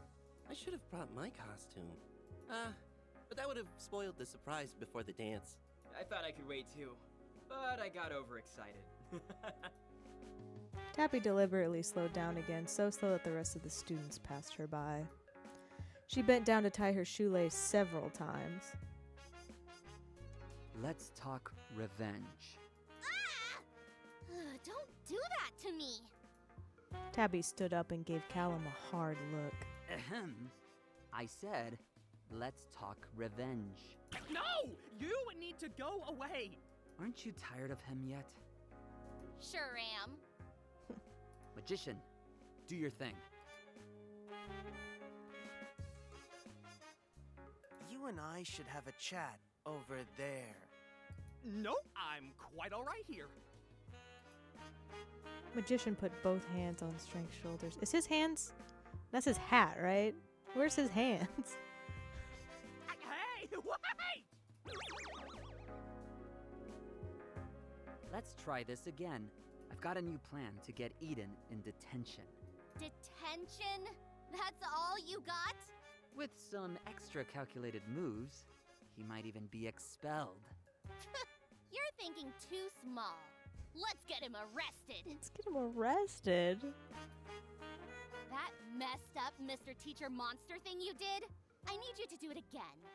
On Eden! Then, when he goes all teeth and claws on the other people in the haunted house, they'll have to call the cops. I see your vision. In that case, I'll need you to cozy up to Eden. Gross. Revenge requires sacrifice. Fine. It'll all be worth it to see his stupid face when they cuff him. You will need to lure him to the optimal spot for maximum damage. The middle of the mansion will do. Once we rendezvous there, we'll stab him in the back, exactly when he's least expecting it. Caleb saw Tabby's eyes glisten with excitement. Not literally. He just needs to be emotionally fragile for my magic to work. The more broken, the better. Oh, okay. Of course, for the betrayal to be most effective, you must keep his spirits up until we have our tete-a-tete. And then, well, trust me, he'll be arrested all right. Yes! Magician flew back over with a pixie-shaped bundle of duct tape, which he delivered straight to Tabby's pocket. To keep you from getting distracted. Pixies don't need to breathe, right? No. Oh, perfect. We'll be close. The crowd of middle schoolers slowed in awe as they approached Madlock Mansion. This is so cool! Dope! It looks just like the mansion from the Axe Massacre Maximum Axe! I'm getting spooked already. Nice. All right, class. Pair up with a buddy and make sure you stay with them at all times. You're responsible for making sure your buddy makes it out safely. Hey! Wanna be buds? Sure, just don't freak out on me like last year. No promises. Caleb raised his hand. I'm not feeling well, Mr. Teacher. Yeah, right. I bet he's too scared. My stomach hurts. Ah! How bad is it, Caleb? Do I need to send you back to school with someone? I just need to sit down. Oh, of course. You can sit out here with The chattering students fell silent. me. In fact, if anyone else wants to sit this out. Mr. Teacher sighed. I suppose I'll be the one to sit with you. Let me just inform the other teachers.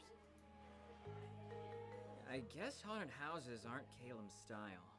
Man, I hope he's still gonna have fun out here. Okay, this is my chance. I've got to stay close to Eden. Cringing, Tabby walked up to Eden. Hey, Eden, do you? Hey, Eden. Hey, I want to talk. really? I mean, yeah, sure. More than happy to. Actually, listen. I've been meaning to say, Oh, shit. I'm not that dumb kid I used to be. I mean it. I know you see me as this joker, but I'm like an onion. I have layers. Wow, that's a good impression. Sorry, what did you want to say to me? Whew. I'm gonna make her compliment the costume.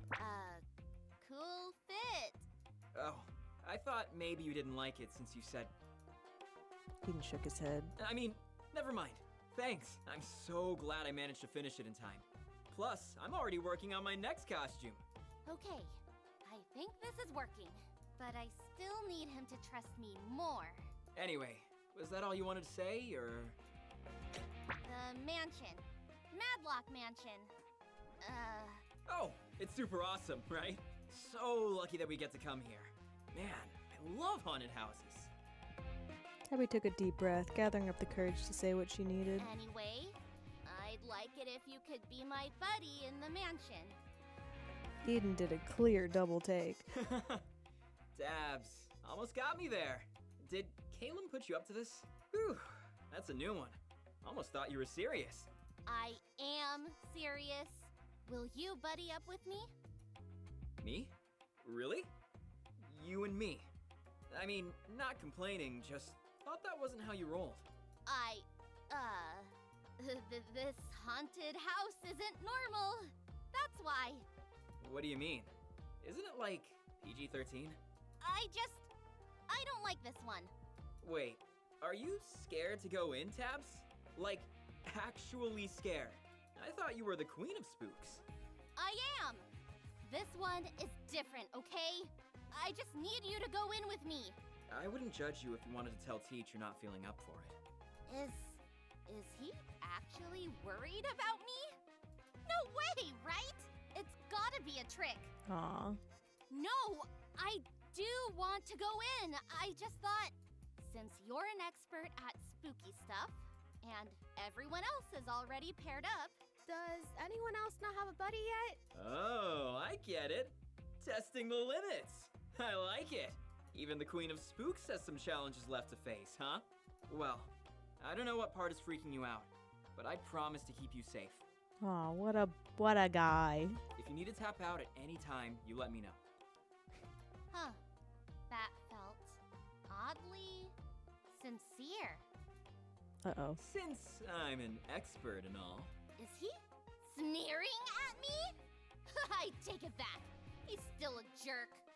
Come on, let's get in line.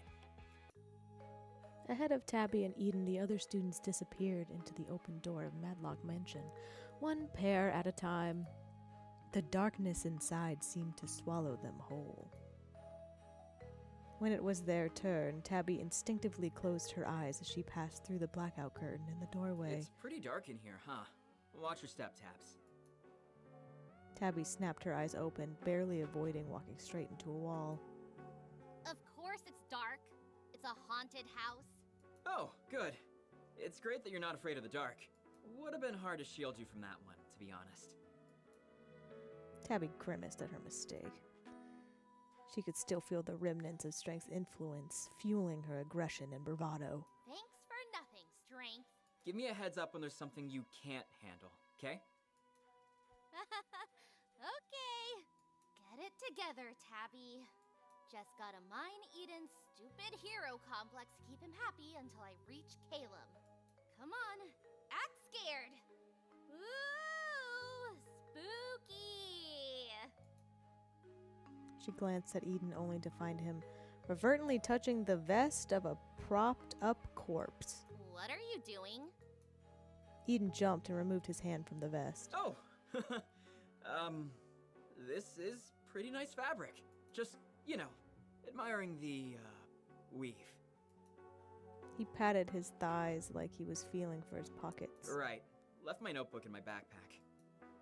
It was probably her eyes still adjusting to the dark, but Eden looked like, well, less like the villain he was and more like a dorky 8th grader with niche interests. Fashion? It's interesting. I never knew anyone into fashion when I was younger. Like fashion designing. Very niche interests. You're a weird guy, Eden. Thanks! Wasn't a compliment. We should keep moving, shouldn't we? Yes. The corpse that Eden had been touching raised one gaunt arm and pointed towards the next doorway. That way. Tabby hastily suppressed her new instinct to fight all impending dangers with her fists. On second glance, the corpse was just a high schooler in costume and makeup. Wonder if Calum is disguised as one of the actors. How far is the center of the mansion anyway? Let's get going. Eden disappeared behind the next set of curtains without her. Did he just leave me behind? As soon as she finished that thought, Eden popped his head back through the curtain, giving an impression that he'd been decapitated. Just double checking. You okay with doll stuff? I know we just got here, but we can leave if that's not cool. Tabby froze, unsure of how to respond. If I say no, we'll leave and the plan will fail. But if I say yes, Eden might be suspicious and think I'm faking the whole being scared thing.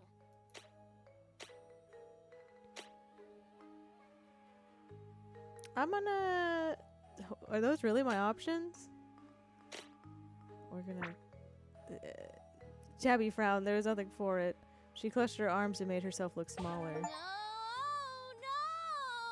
not dolls. Tabby threw in a shudder for good measure, even though Eden could probably see very far through the dark in his thick goggles. Oh, okay. Let's turn back then. Wait, no. I mean, I want to be braver though. How creepy are they really? Some of them are kind of old-fashioned and have weird doll eyes. You know those eyes? So I guess the answer is... kinda? Eden looked towards the corpse for confirmation. We didn't mess with them very much, beyond tearing their limbs off, if that's what you're asking. So, you gotta go in, or... I gotta get the next group going, you know. But don't force yourself either. I want to try. I'm gonna do it. Okay, I got your back, Tabs. Eden ducked back through the next set of curtains and Tabby followed suit. She blinked rapidly. Oh my god. She blinked rapidly as her eyes adjusted to the flickering candlelight of the new hallway. You still okay? Tabby took in the pile of sleepy baby dolls with missing eyes. The rag dolls with empty expressions and stitch-on smiles. And the clockwork dolls that moved with jerky off-kiltered movements in absolute silence. She felt something brush her shoulder, fishing wire dangling from the ceiling to scare unsuspected victims. Tabby glanced upwards. Beheaded doll bodies rotated slowly in place, clattering against bouquets of chubby plastic limbs like a deranged mobile. Why did I say mobile? Luckily, Tabby had grown up in a house of taxidermists, constantly under the scrutinizing gaze of glassy eyes in every size and color. The doll diorama wasn't a big deal, at least not compared to Eden's scrutinizing gaze. Shoot! He asked me something, didn't he? A high schooler dressed like a wind-up doll popped out at the end of the hall and began stumbling towards them. Let's play! Let's play! Nice. Nice! Eden stared at Tabby. Oh, I mean, creepy. Let's keep going. Before Tabby could really sell her performance, the wind-up doll reached them, leering at Eden. Eden immediately stepped in front of Tabby to block the doll with a polite smile. The scared actor moved to let them pass, seemingly defeated by the lack of frightened reactions. Tabby rolled her eyes when Eden continued to angle himself so the doll couldn't attack from behind either. They moved on through the next turn of the maze, home to a human-sized ventriloquist dummy carrying a smaller ventriloquist dummy. The puppet duo laughed with a wooden rattling sound that echoed between them. Eden laughed back. You're really not scared? I mean, maybe a little. You know when you spot something out of the corner of your eye in the bathroom mirror? It's kind of like that. But I said I'd take care of you, right? Oh god, what a guy. Tabby grimaced at him. Hey, don't sweat it. Since you asked me to, I'm delivering. But only 'cause I want to. Besides, this stuff doesn't bug me too much compared to other spooks. They rounded the corner only to be met with shelves and shelves of doll heads turned purposefully in their direction. When I was little, my Nana made doll clothes for extra cash, so there were always old-timey dolls in the house that I wasn't allowed to touch. Just me and them, staring at each other, waiting to see who would move first. Those were good times. Eden inspected the doorway to the next part of the maze, which was framed by a literal arch of doll heads. I know you said you don't like dolls, but would you be okay with a friend-shaped doll? Nothing like this slow, blinking, uncanny valley stuff. Is that a trick question? Is he trying to catch me in a lie? I know. Weird question, right? Eden chuckled to himself, then tapped his mask and thought. I just thought maybe you'd warm up to dolls if you had something cute. Like a round little Harlequin or something. You seem like a Harlequin kind of person. Oh. A clown? Is that the kind of energy I give off? Do I look like I tolerate clowns? Eden laughed at Tabby's incredulous tone. I don't know. Just thought it fit your vibes. You're pretty funny and lively when you want to be. I think that's a stretch. Funny? Lively? Me? Why are you asking anyway? Just something I was curious about. It's always cool to make stuff for people I like. How? So, is that a no on the cute little Harlequin? They left the dolls behind and entered a room lined with funhouse mirrors. I'm more of a skeleton person. You know what you're getting with a skeleton. No tricks you can't see coming. Their reflection doubled and tripled, transformed and stretched. She frowned at her artificially tall form in Eden's wrapped around short one. Just good bones, clean bones, safe bones. Oh, right. You always were the Bones Girl. It's like her last name, dog. For some reason, this acknowledgement didn't make Tabby any happier. Gonna be real for a sec. I thought it was a joke at first. What was? Your name is Tabby Bones, and you love bones? That's like cartoon character behavior. No way. Haven't heard that one before. Like, I probably liked bones and skeletons a normal amount before, but... Who's laughing now? Eden rejected the advances of the circus clown who had been waiting for them around the corner. The clown slunk back against the wall with a grumble. Anyways, you were the Bone Queen before I even knew there were bones in my body. The Bone Queen? Oh, God. Thanks? Eden and Tabby passed through the rest of the circus-themed hallway and entered the heaviest mist. The heavy mist in the next room. They took in a pulley-powered ghost swooping over the paper-mache tombstones in silence. You know, being haunted house buddies is fun. We should do it again. I'm glad we got to chat, honestly. Hear something my January through August? Like, when was the last time we were even partnered up like this? Tabby felt a suppressed memory rise up. Rest in peace, my sleep schedule. The zoo. The zoo? Oh, wow, that takes me back. How did you even remember that? Wait, was that when I left you in the... Tabby scowled into the strobe lights, knowing exactly what he was referring to. The reptile house. He left her in the reptile house. Oh, yeah. It was creepy in there. Hope I've made up for it now. Are you going to lie and tell me the snakes are escaping and then run out screaming again? Doesn't work that well with ghosts, I think.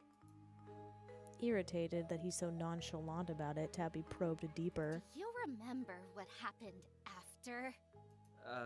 No. I don't think anything happened. Exactly. Even after I got lost and missed lunchtime, nobody came looking for me. Until it was time to leave. Oh, I kind of remember that. I think? It was a core memory for Tabby, just one locked away in the box of Eden-related anger. No one takes me seriously. Get away with everything. I would say you get away with everything seems to be her main, like, reason she's pissed. You always get away with everything! You had already partnered with someone else, so nobody even questioned what you'd been up to. Why didn't you tell them it was my fault? I did! No one takes me seriously. Oh, shit, got both of them. I tried to tell them that you were pranking me, and then forgot about me in there. But I got in trouble for not finding a teacher earlier and wandering around by myself. Oh, damn. Tabby waited for Eden to say something else, but he didn't. Rage bubbled up inside her as she pushed past him into the next room, glowering. Ah, wait, Tabby! Tabby stomped into the adjacent room. At the sight of the caged plastic skeletons lining the wall, she felt familiarly, slightly calmer. She waited for somebody to pop up, a high school scare actor waiting in the wings or something. But no one came except Eden. The sound of his shoes echoed into the large space. Listen, Tabby. Tabby ignored him. Instead, she focused on the distinctively familiar tingling sensation on her skin. Magician's magic. Are we already at the center of the mansion? To be honest, Tabby had forgotten about her mission in the heat of her emotions. Where was strength to keep you on track when you needed him? She could still feel the little guy in the pocket of her hoodie. He doesn't have enough strength to break out of the tape, apparently. Tabs? Well, he wouldn't approve of this anyway. He can keep napping a little longer. Tabby? Hey, are you okay? You look worried. Calem's instructions came to mind. She was supposed to break Eden down, right? She was supposed to take him out? I mean, she was allowed to take him out? Good. He deserved it. I'm fine. I don't need you to worry about me. It's none of your business. If you're scared, that's okay. We're in this together, Tabs. I'm taking your concerns seriously, okay? Let's finish the rest together and get out of here. Eden held his hand out. If you need it. Friends don't leave friends hanging.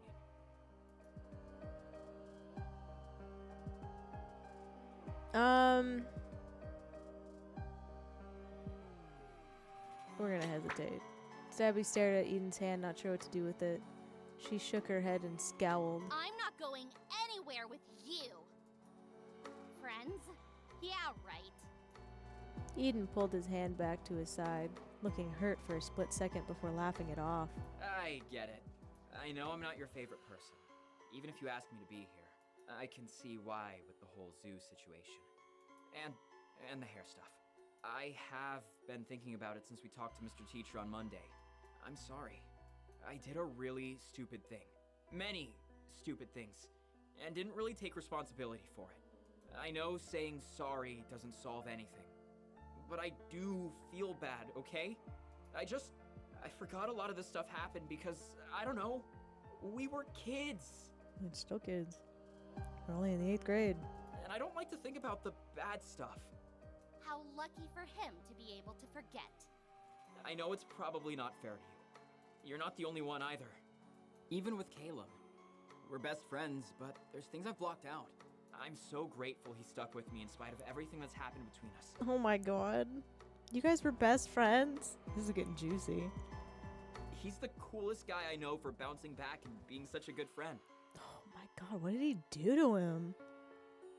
I don't know. It gives me hope that we might be friends too someday, Tabs. Excuse me? Anyway, what I was trying to say was that your hair looks great now. Thanks. You can't even tell anything happened to it. Tabby felt a wave of red-hot rage overtake her again. No thanks to you. You know who did the crying and the brushing and the braiding to get to this point. Not you! But I mean it. It looks really nice. You did a good job growing it out. I hope you get to forget about it soon so it doesn't bother you anymore. I'm gonna call out his toxic positivity. What is wrong with you? Huh? First, you minimize something that really hurt me. Then, you tell me I should get over it because it's all sunshine and rainbows now. You're a bullying jerk who laughs at other people's pain like we're the stupid ones for feeling bad. And you still think we'll be friends? Ouch. Not pulling any punches today, Taps. Do you hear yourself? A normal person would not be laughing right now. Stop acting like everything's gonna be okay all the time, you freak! You freak. I know you're yelling, but it just feels like business as usual coming from you. It's nice and familiar, almost comforting. Well, her yelling at you? That's not good. Tabby screamed with rage. This wasn't working. She was the one getting worked up, not Eden. Somewhere through the fog of frustration, Tabby managed to ground herself on one plan of action. She needed to hit Eden where it really hurt. If I was Calum, I would hate your guts. Actually, I know he does. He hates you, 100%. He's probably scheming against you right now. Eden shook his head. Calum? There's no way. He's my best friend. He's always stood up for me. I trust him with my life. Infuriatingly, Tabby could hear the smile in his voice. Luckily, she had proof that her relationship wasn't as rock solid as Eden believed. I mean, their relationship. Claim. Callum puts Eden down. Callum hates Eden's costumes. Callum hasn't forgiven Eden. I mean, I guess he does all that stuff. I have a feeling we're gonna say all of it. I don't know what you did to Calum, but he definitely hasn't forgiven you for it. I know because he told me you were a menace. Me! A random stranger! He even said you're the kind of guy who kicks puppies when they're already down. Eden stiffened. Jackpot. Why would he say that if he's such a saint? If he's really forgiven you? Is that how friendships work? One person is an oblivious idiot, while the other one hates their guts? In fact... Well, he doesn't like your costumes. You heard him in the hallway, didn't you? I know you did. He said your prototypes were comically hideous failures. What makes you think he's not laughing at you behind your back about the one you're wearing? Eden was silent. Is that something you say about your best friend's hard work? Or is it what you say about someone you're just pretending to be friends with? That's just... I'm sure it was a joke. Whew. Tabby racked her brain for more proof. And actually, you're not too dense to notice. Calum talks about you like you're beneath him, to your face. He makes fun of your choices, your hair, your grades, your drawings. Eden didn't meet Tabby's eyes. Is he really your best friend if he's always putting you down? Eden's shoulders dropped slightly. I... Eden took a deep breath and shook his head, chuckling to himself. Are you kidding me? There is no way Eden is this resilient. I saw the cracks. I know you're just being grumpy, Tabs. Just being grumpy? So what? Nothing I said mattered? Bad-mouthing is part of your MO, Tabby. Maybe you haven't realized it, but... You don't even know me. You don't know the first thing about me. I know you're lashing out. You always do this, making things a bigger deal than they really are. Oh my god. Never mind. Maybe I wouldn't if someone didn't just laugh off real problems every time. Instead of accepting that some things are actually bad. Is it bad to be positive? Yes, when you're like an ostrich in the sand. You're so selfish! Does it help anyone but you to pretend like you can't see what's happening? Oh, and you're good at seeing what's really happening? All you do is cry to the adults when things don't go your way. You're always a victim. I am a victim! Not every time. You know, sometimes you hurt people too, Tabby. Oh, sure. Which one of us is a literal bully? You keep saying that like it's a fact, but you don't know me either. You don't know what I go through. What I'm thinking, why I'm like this. Tabby rolled her eyes. Boo-hoo, the bully has a backstory. Tell that to someone who cares. Oh, wait. You're so insufferable, nobody wants to hear your sob stories. Especially not Calum. Eden flinched. Tabby went in for the kill. He hates you. He hates you, Eden. Calum, when are you gonna get in here? Stop bringing Calum into it. He's got nothing to do with any of this. An impossible wind picked up, carrying with it the sharp scent of burnt sugar. The fake candlelight in the room glowed a deep blue as a figure materialized at the center of the pentagram. Eden did a double take. Calum? He was dressed in an outfit Tabby had never seen before. A midnight blue ensemble with an imposing silhouette. Oh, I missed that. What did I miss? Oh, is it down here?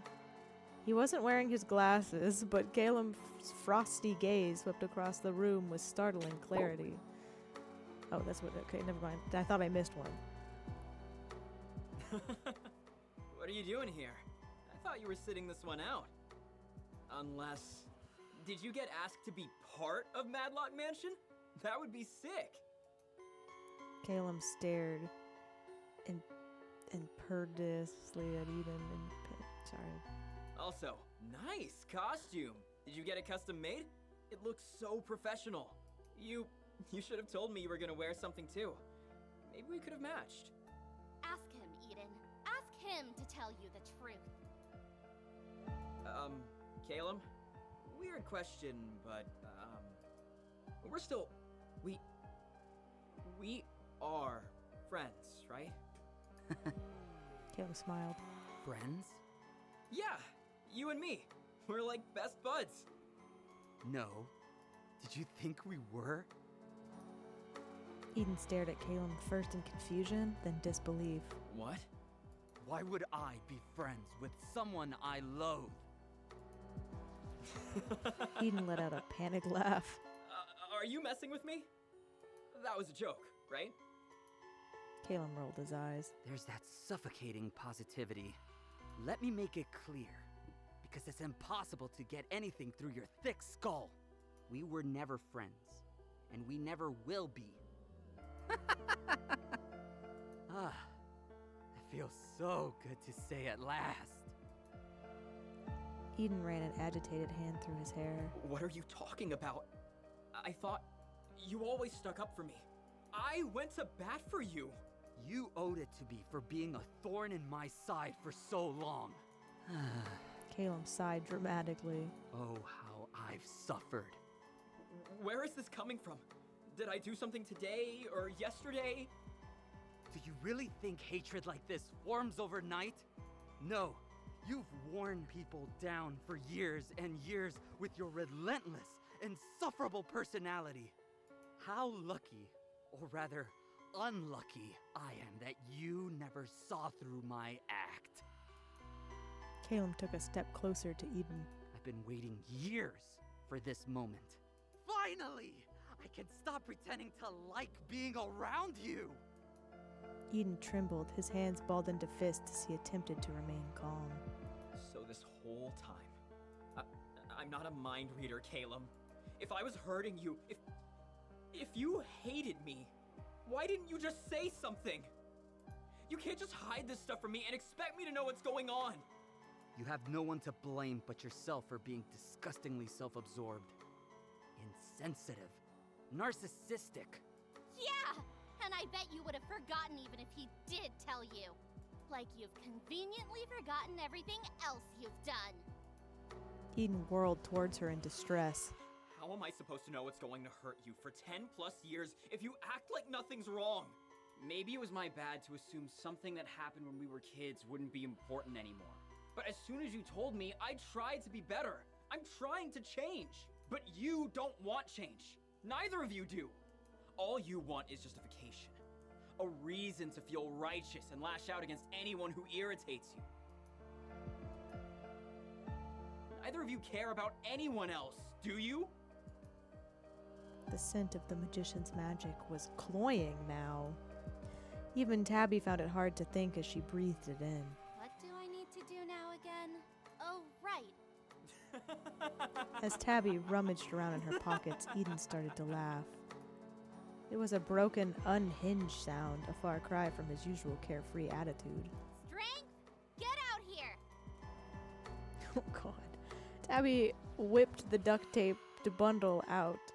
She clawed at the layers of tape, waiting to hear the faint jingling of bells. Wake up already! The layers peeled away one by one, becoming possibly small, thin. Nothing! Oh, I didn't get a chance to read, but there's nothing in there! Tabby's stomach dropped. Without strength power, she was in big trouble. Did he escape, or...? Tabby turned in horror towards Calum, who had his eyes trained on Eden. You want to see self-absorbed? You want to see relentless? Let me make up for lost time. As he spoke, Eden's goggles fogged up with pink and orange hues, obscuring his eyes. Tabby's blood ran cold as his hair floated into the air, moving like the tendrils of an open flame. That's pretty cool. Calum turned and ran before the transformation was even complete. He bolted through the well-hidden door, not, yeah. Eden followed, slamming right into the door, which had locked behind Calum. He ran away and locked the door. What a dick. What a dick. Tabby glanced around the room in a blind panic. There has to be another exit. She felt the air shift before she heard him lunge. Tabby raised her arms to shield herself from the impending attack. Wait, he doesn't even have real knives. Tabby caught the glint of Eden's blade as they sliced through the air, now metal rather than plastic. She threw herself out of the path, rolling across the ground. The blades glowed as they sank into the floorboards where she had been standing. Definitely not toys. Definitely not toys. Tabby scrambled to her feet, rushing to keep her distance from Eden. Calum? Calum! Oh, he's not here, Tabs. He's always been a coward. You showed that to me. Do you really think he cares enough to stick around? If he can fake it with me for years and years, what makes you think he'd bother trying to save you? As Eden approached, Tabby realized she only had one choice. I guess...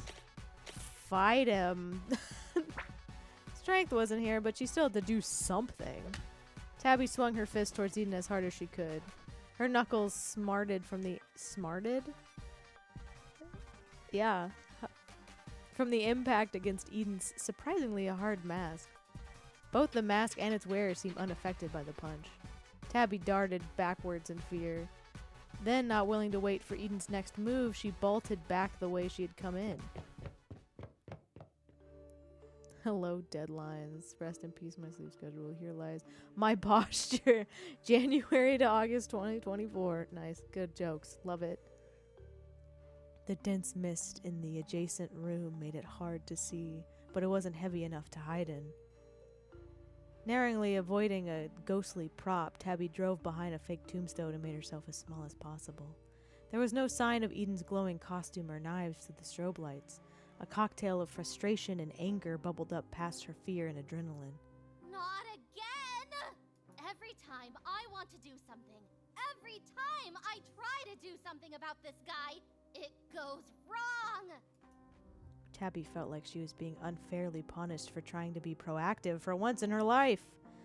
It was just one big cruel lesson from the universe, one big kick while she was already down. I thought this would work, especially with teamwork. Oh god, I feel you, girl. Tabby's stomach sank as she thought about Calum. There's no way he just left me here to fend for myself, right? He's just trying to survive, crazy dagger murderer Eden. Maybe he'll even rescue. Tabby couldn't finish that thought. The way he hadn't even looked at her. What did I think was gonna happen? Tabby put her head in her hands. Did I I think I had friends. Even strength has abandoned me. Hot, angry tears rolled off her face. I get it, okay? I suck so bad the universe wants me to die here. Will anyone even miss me? She imagined her parents crying over her corpse with her floating over them floating over them as a sad dad specter. Her heart clenched. Their family, they don't count. Their family, they don't count. That's funny. And no one else will because... The bubbling thought that she had been suppressing finally surfaced in her mind. People were actually nice sometimes. And She punched them anyway. Oh, she pushed them. Okay, I didn't say she punched them. She pushed them away in each of those rare occasions. Even the not so rare interactions with Eden felt like a lost opportunity now. It's just what I deserve for being a horrible, mean, awful... Tabby tensed up, preparing for a fight. Bite a man if needed. Someone was coming. From where she couldn't tell? Or perhaps they were already here. Oh. Greetings, Miss Bones. My name is Lev, and I'm here to guide you on... Shut up! Do you want to get us killed? Flecks of glitter fell from Lev's hat as Tabby shook her for emphasis. Yeah, well, unhand me at once, Tabitha! Only if you stop yelling! Tabby used her arm to smear the tears off her face without letting go of the pixie, shaking Lev again in the process. Let me go! Tabby released the pixie. With a huff, Love dusted off her frilly dress. Regardless of your pity party, that's no way to treat a new friend. I'm here to guide you on your path to love, not violence. Of course, I don't mean romantic love. You must find that on your own, if you choose to seek it at all. I'm talking about self-love. You can only get along with others if you're at peace with yourself, Tabitha. To project light outwards, you must first seek it within yourself. Listen, that's real great and all.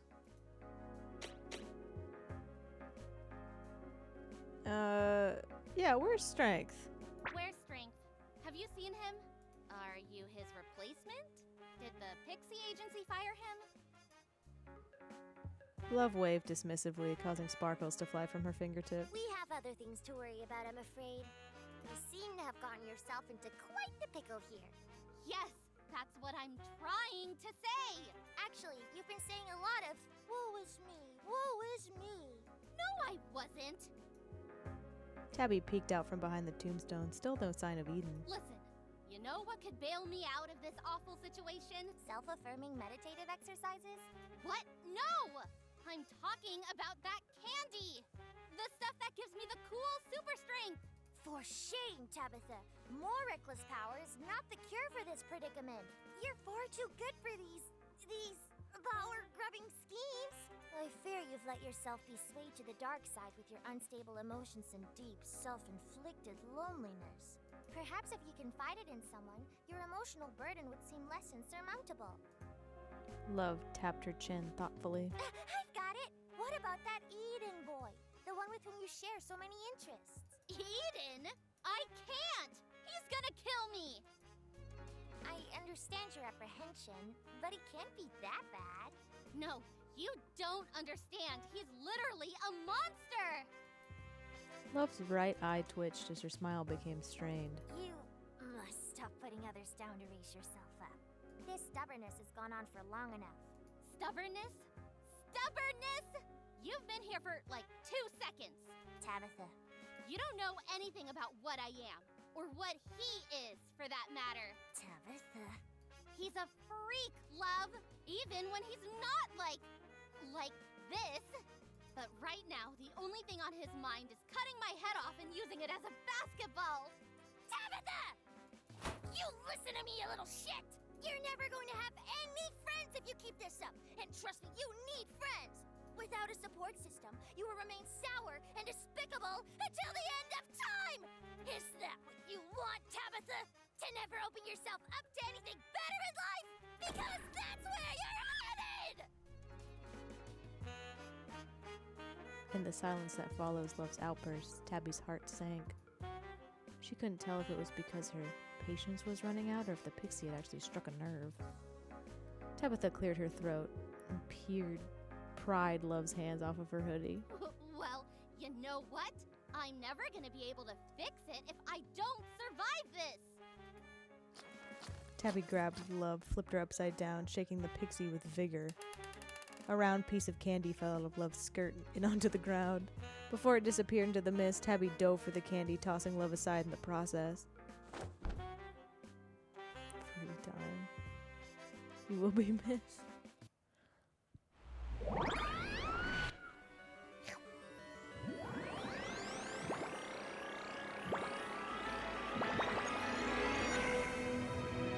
Amazing. Amazing outfit.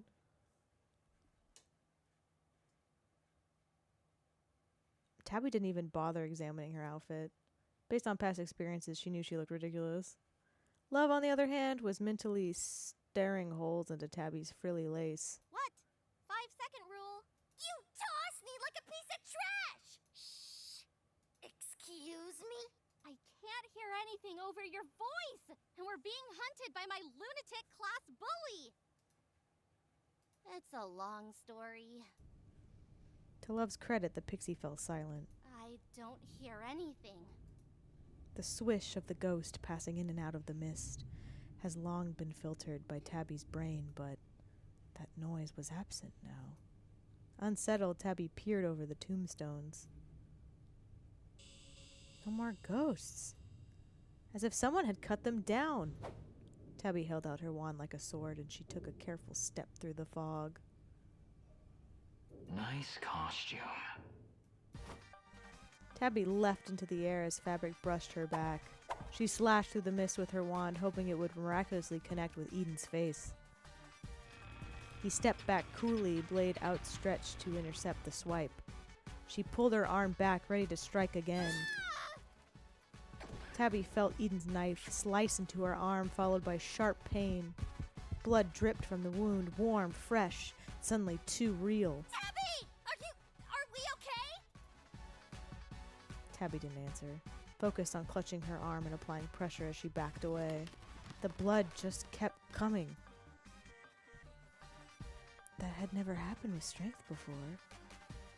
Whatever Love's power was, even with this new magic coursing through her, Tabby felt scared, vulnerable, and worst of all, weak. Tabitha! Tabitha, are you listening to me? Don't just stand there. We have to run! Run! Tabby lurched into motion, dancing around until she was able to figure out the exact timing to duck under Eden's next swipe. And she miraculously sprinted past him without injury. Tabby's mind raced, juggling too many things at once. The pain in her arm, the shrill sound of Love screaming, the stress of having to find a way out. If there were emergency exits around, they had been clearly marked. That left only two places where she could hide. The funhouse and the dollhouse. Both were stuffed with scare actors who would inevitably get caught up in the chase. Should she race all the way to the doll hall and hope Eden would get caught up slashing other people? Or should she lure him into the funhouse mirror room, which would be less crowded? You can't slice up other people. That's wrong. Funhouse. Tabby made a quick decision, aiming to sprint to the funhouse mirror room. That's always a funner story anyway. She raced down the adjacent hall. She spotted some other students coming up the path. There was also a clown waiting to scare them, his back turned to her as he hid behind a wall. Tabby's stomach clenched. She'd chosen this route to avoid getting other people caught up in Eden's stabbing spree, hadn't she? Run! Run! The clown turned to see who was barreling through the house in the wrong direction. Hey kid! You're going the wrong way. Just run! He's gonna murder you! The student and actors scattered in panic. In their frantic confusion, some ran past Tabby directly into Eden's path. Tabby hoped that the screams that echoed around her were being chased and not people being stabbed slashed to ribbons. If only she'd understood what Love's power was, maybe she could have stood and defended them. What am I supposed to do with your magic, Love? Oh, that's easy. Feel better for one. So nothing that'll help us survive? Serotonin production is an important part of survival. Tabby groaned and ignored Love's lecture about stress responses. Luckily, having fused with strength twice before, she had some clues on what to do next. Tabby held the wand aloft in front of her as she ran. Okay. Just gotta wave it around. Around. Around. She made a frantic figure eight through the air. Come on. Come on. I'm mimicking it. A soft pink light enveloped the end of the wand. It glowed brighter and brighter, radiating warmth until... Pew. A beam shot out from the wand, quick as a bullet. A laser gun? This is something I can work with. Tabby turned to see if Eden was still behind her. Not that she wanted the other people in the hallway to distract him. I'm assuming he's here now. But her stomach sank as she spotted him hot on her tail, growing ominously. Tabby waved the wand in his direction. It's not a laser gun, and it is not to be used to attack people. I call it the love beam. Said love beam flew off in a different direction than Tabby has intended. Tell me you're joking. The love beam fills its targets with the power of love. A sense of inner warmth and appreciation not just for others, but also themselves. Eden shattered the light near him with one swift move, swinging his blades up through the bulbs. The light bulbs exploded into sparks and shards of glass. In a sudden shadow, he seems to glow even more menacingly. Warmth? Can it at least melt off faces? No! How is that helpful then? I might as well spit you back out and start throwing bricks or something. Tabby tried to aim at Eden again. She felt the magic surge through the wand along with Love's displeasure. Suddenly, her limbs tingled with pins and needles as they began moving without her input. The beam flew off in the wrong direction again. This time it hit the unfortunate clown who hadn't quite made it out of the hall. They swiveled towards Tabby. Who's laughing? I am, 'cause seeing you have a good time puts a real smile on my face. That outfit's looking real sharp, kid. Careful, you might cut someone on it. She aimed the wand at the clown again, hoping another shot would cure him of whatever was happening. Tabitha! Tabitha's arm moved on its own with enough force to spin her all the way around. Ow! Stop that! You stop that! Have you learned nothing about my views on violence? For as long as I must inhabit this body, you will not go around trying to hurt people with our powers! I was gonna undo it. And those are your hang-ups, not mine. Let go of my arm! Eden continued to make his long, calm stride down the corridor. He slashed another set of lights and plunged more of the hallway into darkness. We gotta go now. Tabitha gained the upper hand against Love long enough to wave the clown away. Shoo! Get out of here! I could be your angle. That's the achievement I got you so you can see it. Oh yeah, anything you say, you inspire me. The clown waved and jogged cheerfully behind the wall, presumably towards the hidden employee exit. Well, we should be following him, 100%. Tabby rounded the corner and entered the next hall of the mirror maze. We should just follow him! Obviously, he's going towards the... Oh, whatever. She was relieved to see it was as empty as she expected. Any student or actors passed through here must have kept running all the way to the entrance. He's gonna be here any minute. Give me my arm back! Not until you promise you're not going to use it for evil. In their continuous fight for dominance, the wave fired after shot after shot. The blast ricocheted off the warped pixie glass until the air was filled with pink beams. Tabby dove into the ground to avoid the growing laser storm whizzing around the room. Even then, her hands were balled and unballed into fists as Love tried to take over completely. I can't crawl like this! Let the Hollandaise go! You know my conditions. I'm gonna get chopped up into 1,000 little pieces because of you! I'm sure you'll find a different, non-violent solution to prevent that. Eden appeared in the doorway, which was completely dark now. He paused as if to assess the sign before him. The endless beam of light and Tabby's arm moving like a wild eel while she was frozen mid-crawl. Chutes and ladders! I mean, shoelaces! Are you censoring me? Eden rolled his shoulders as if limbering up before a workout. He took a careful step forward, parrying beams away with his knife. Sensing he would be on her in a second, Tabby jumped to her feet just to get hit squarely in the face by a beam. Falafel! My eyes! She scrambled backwards, half blinded by pink spots. Tried to tell you to be careful. Love relinquishing control of Tabby's arm so she could clench her face in peace. Careful with what? Stray lasers for my own wand? What kind of shrimpy design? Oh wait, it's already clearing up. She blinked away tears. Tabby felt only a deep sense of disappointment. That was like 2 seconds of light.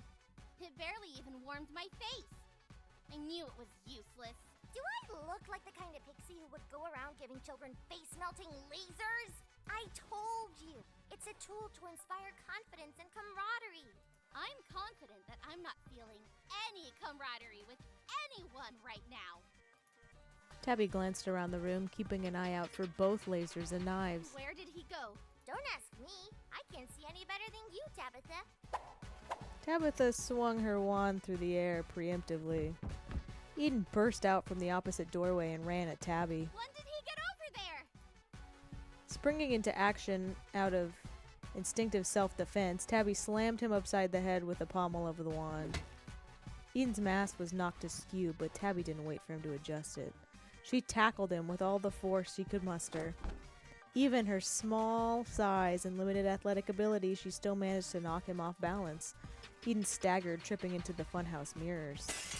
They buckled from the force of his impact, shards of glass raining down on both of them as they scattered across the floor.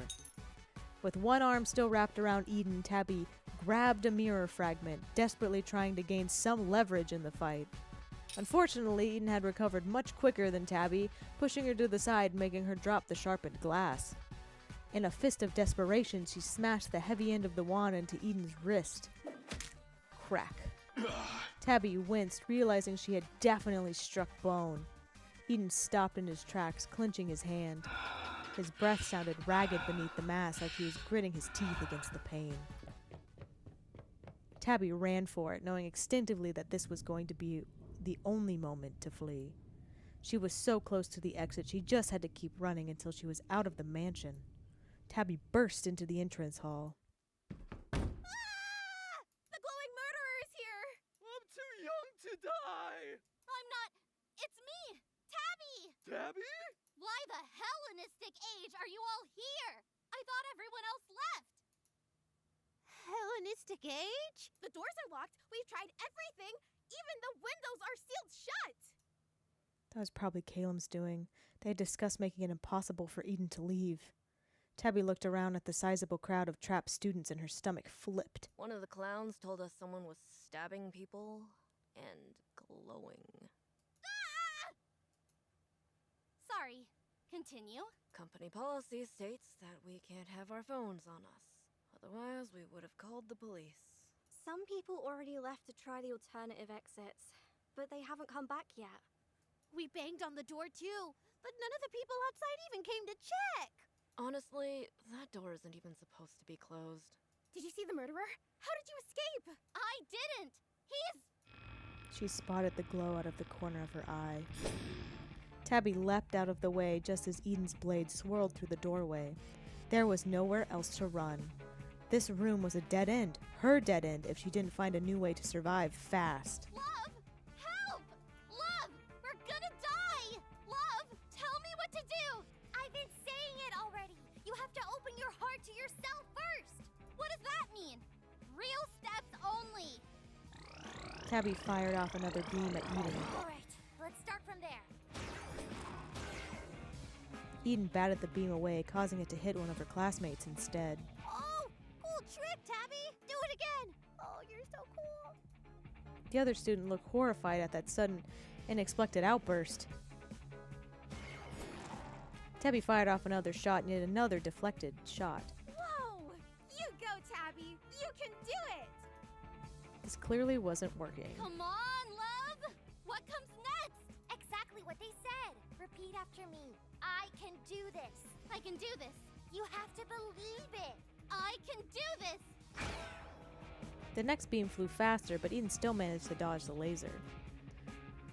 Tonathan, whom the beam hit instead, applauded. Eden's blade cut right into him. Ouch! Tonathan, move! Whatever you say, Tabby, your opinion really matters to me. Tabby tossed more props at Eden when he slashed away with ease. All of you, keep away from the knives! You're so smart, Tabby. Why didn't I think of that? Next one. There are people that care about me and my worth. Remember, you have to mean it. That's too long! Eden rushed at her.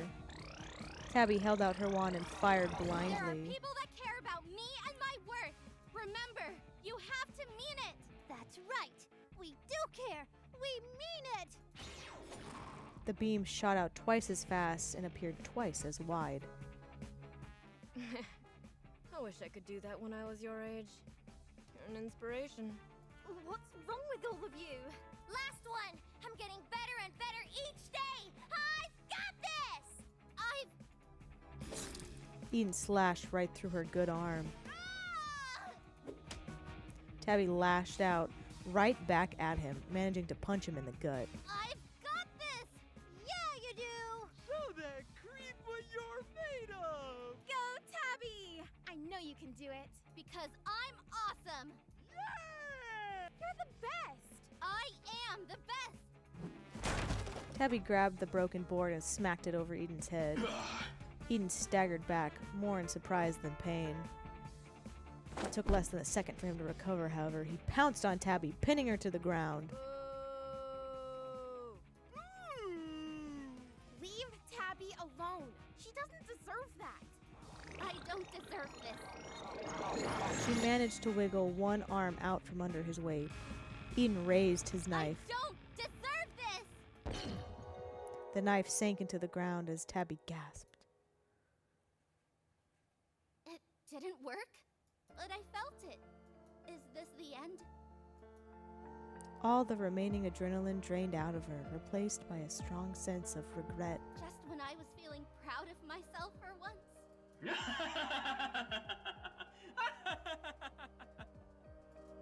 Eden's whole body shook with laughter. Wow. Woo! Real cool moves, Tabby. I've always said you were super fun to be around. The door to the once haunted house smashed open, letting in a flood of blinding light. Firefighters and paramedics swarmed through the opening, followed by what looked like her entire 8th grade class. Tabby felt the magic leave her body before they got too close. Love clambered into Tabby's hood as soon as the transformation dissipated. Oh my god! Eden! Tabby! Are you alright? She was so brave. She saved us all. We've gotta tell everybody. It's that guy right there, officers. Tabby was super cool. I wish you'd all been there to see it. The police grabbed Eden, who didn't resist in the slightest. He's got knives, too. The knives in question clattered to the ground as Eden was handcuffed. They were clearly just costume props. The police bagged up the evidence before allowing the paramedics to approach Eden and check for injuries. Tabby couldn't believe it was all over. She sat in a state of shock, moving only to allow the paramedics access to her injuries. Tabby vaguely registered the voice of someone asking her if she could walk. She stood in a daze, following the scared actors and other students out of the house. Everybody, clap for Tabby! She saved us all! It's true. There was a smattering of applause from Tabby's classmates. It grew as Stu and Den chimed in about Tabby's expert takedown. She was amazing! Woohoo, Tabby! Eden was pushed into an ambulance, still handcuffed. Thanks for saving us. I don't know how you weren't scared. It's because she's a tried and true hero. The applause and cheers grew louder as the students surrounded her in a bubble of praise. Tabby felt the sound warm her up from the inside. Are you hurt, Tabby? We don't want you to be hurt. No, I mean, yes, but Excuse me! Medic! Tabby should be treated ASAP! wait. Oh, maybe she's actually fine. I would totally believe it after her amazing fight. I bet Eden couldn't even scratch her. Tabby looked down at her arms, hastily covered in gauze and tape. You're right. She was just so cool.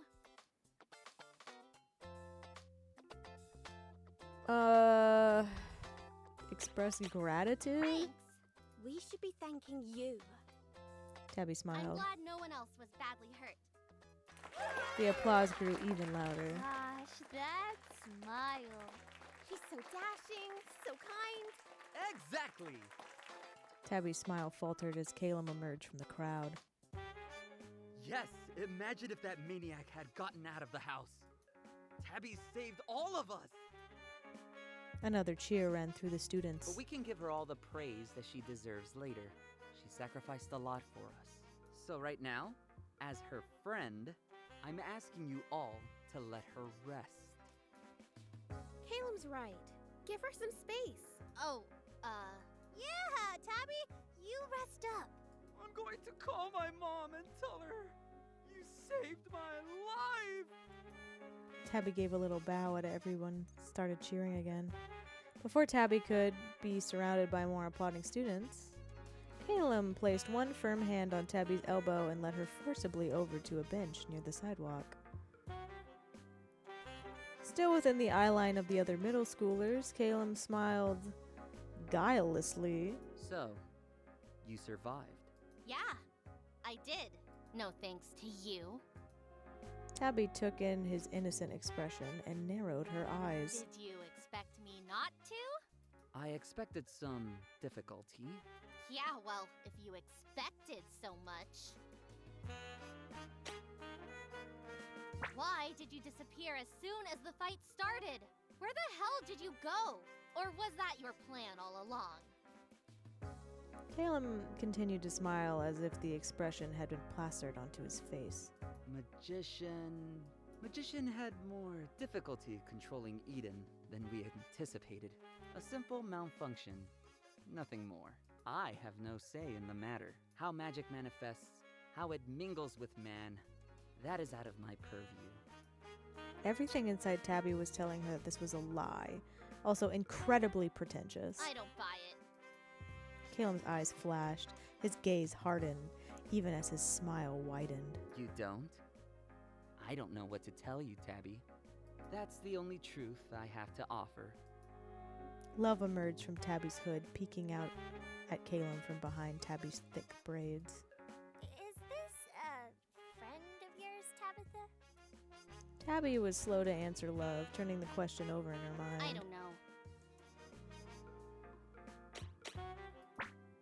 Tabby gave Caleb a sharp look. Friends don't leave friends hanging. I learned that recently. They step up and stand up for each other in the face of difficulty. But you disappeared on me. Atta girl! Tell them how you really feel! Caleb glanced at Love, who shrank back instinctively. She reached down to pat Tabby's shoulder. Tabby felt herself smile with sudden self-confidence. You know, if you're having trouble with Magician, I could take a look. Caleb raised an eyebrow. Take a look how, exactly? I know I can make better use of Magician. Let me have him for a day to see if we're more compatible. And then if we are... Caleb crossed his arms. Why would I do that? We would have swapped from the start if it was so simple to adjust to different pixie magic.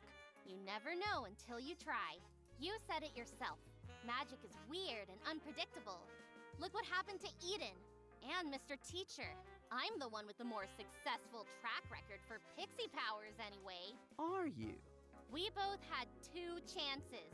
You and Magician botched yours. I executed my parts perfectly.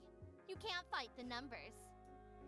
Caleb shrugged. Maybe you would have even more problems. Trust me, Magician needs a careful guiding hand and someone who can bounce back from the malfunctions. He can speak for himself. Where is Magician anyway? Of course, it's easy for you when all you're doing is destroying things. Have you done any work that needs a refined touch? A fine-tuned approach? Tabby opened and closed her mouth begrudgingly, acknowledging his point. Besides, I saw that you have a new pixie friend. Caleb fully turned his reptilian gaze towards Love, who huddled close to Abby. Tabby. I keep wanting to call her Abby. Ah! So quick to turn to the next. I feel ill at ease simply handing Magician over to you, especially if you're replacing pixies left and right, like they're disposable tools. Unlike you, I value my relationship with Magician over the novelty of a shiny, new thing. I haven't replaced anyone! Well, in that case, have you considered giving me your excess pixies? Since they've given you such excellent results. A little charity for one in need. Tabby stood up, putting Love in her pocket. Love gave a small cry of protest, but didn't emerge again. They're not excess anything! Sit down, before someone decides something is wrong. Tabby flopped back onto the bench with a huff. They're not excess tools! Oh? So this new one isn't a surplus to the first? Where is Strength anyway? I haven't seen him buzzing around you like an anxious bee. Caleb furrowed his brow and adjusted his glasses, as if he were seriously contemplating Strength's absinthe. He quickly schooled his expression back to one of insufferable superiority. He's...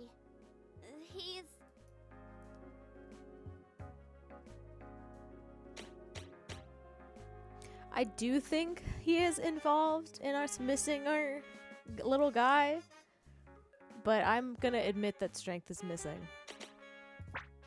Tabby felt the helplessness of not knowing where Strength was rising up within her.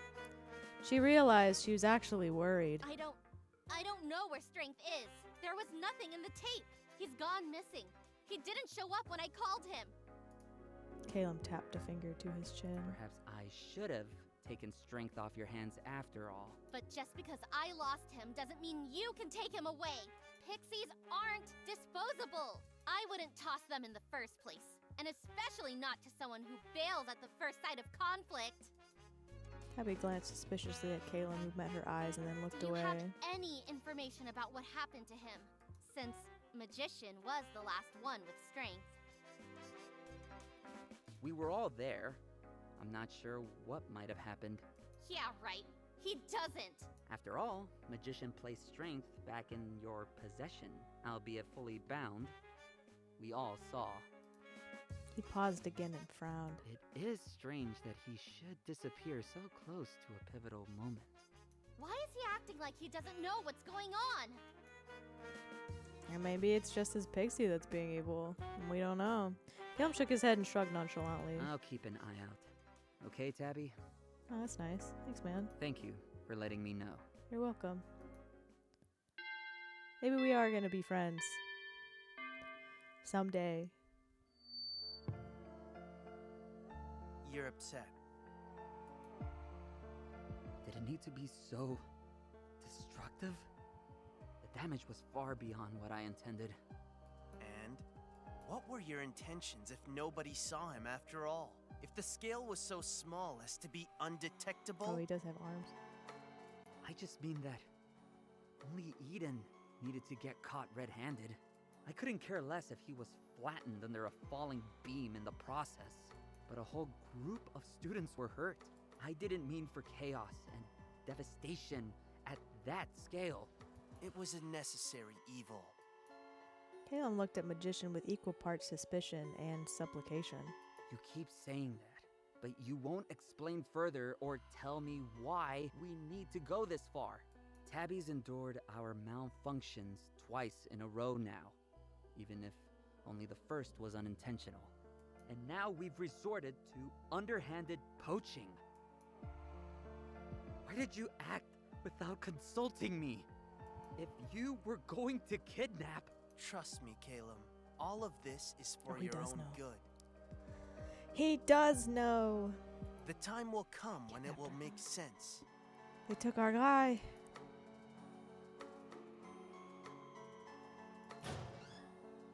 Calum opened his locker and reached inside. Sorry, sometimes there's like a weird pause. So if you ever see that, that's just, I just didn't click yet and I thought there was more. Aww. A sleepy, mint-colored pixie took a careful step forward, raising one shaky hand towards Calum's. Calum, you're better than this. Oh my god, that's so cute. Calum didn't respond.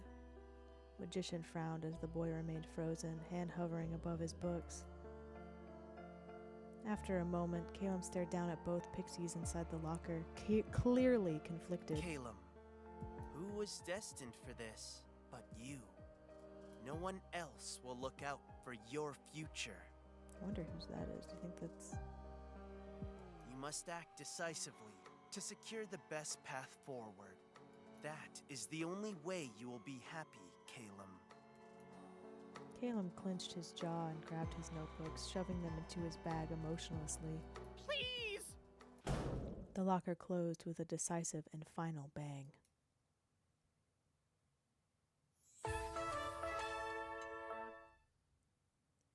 This magical girl is a bitch. Look for an Act 3. Oh, I do. That was really fun. Wow, okay. Cool. I hope there's an Act 3. Yeah, thanks for watching. I guess stay tuned for when Act 3 comes out, because I'll definitely be playing that. I'll see you later. Bye-bye.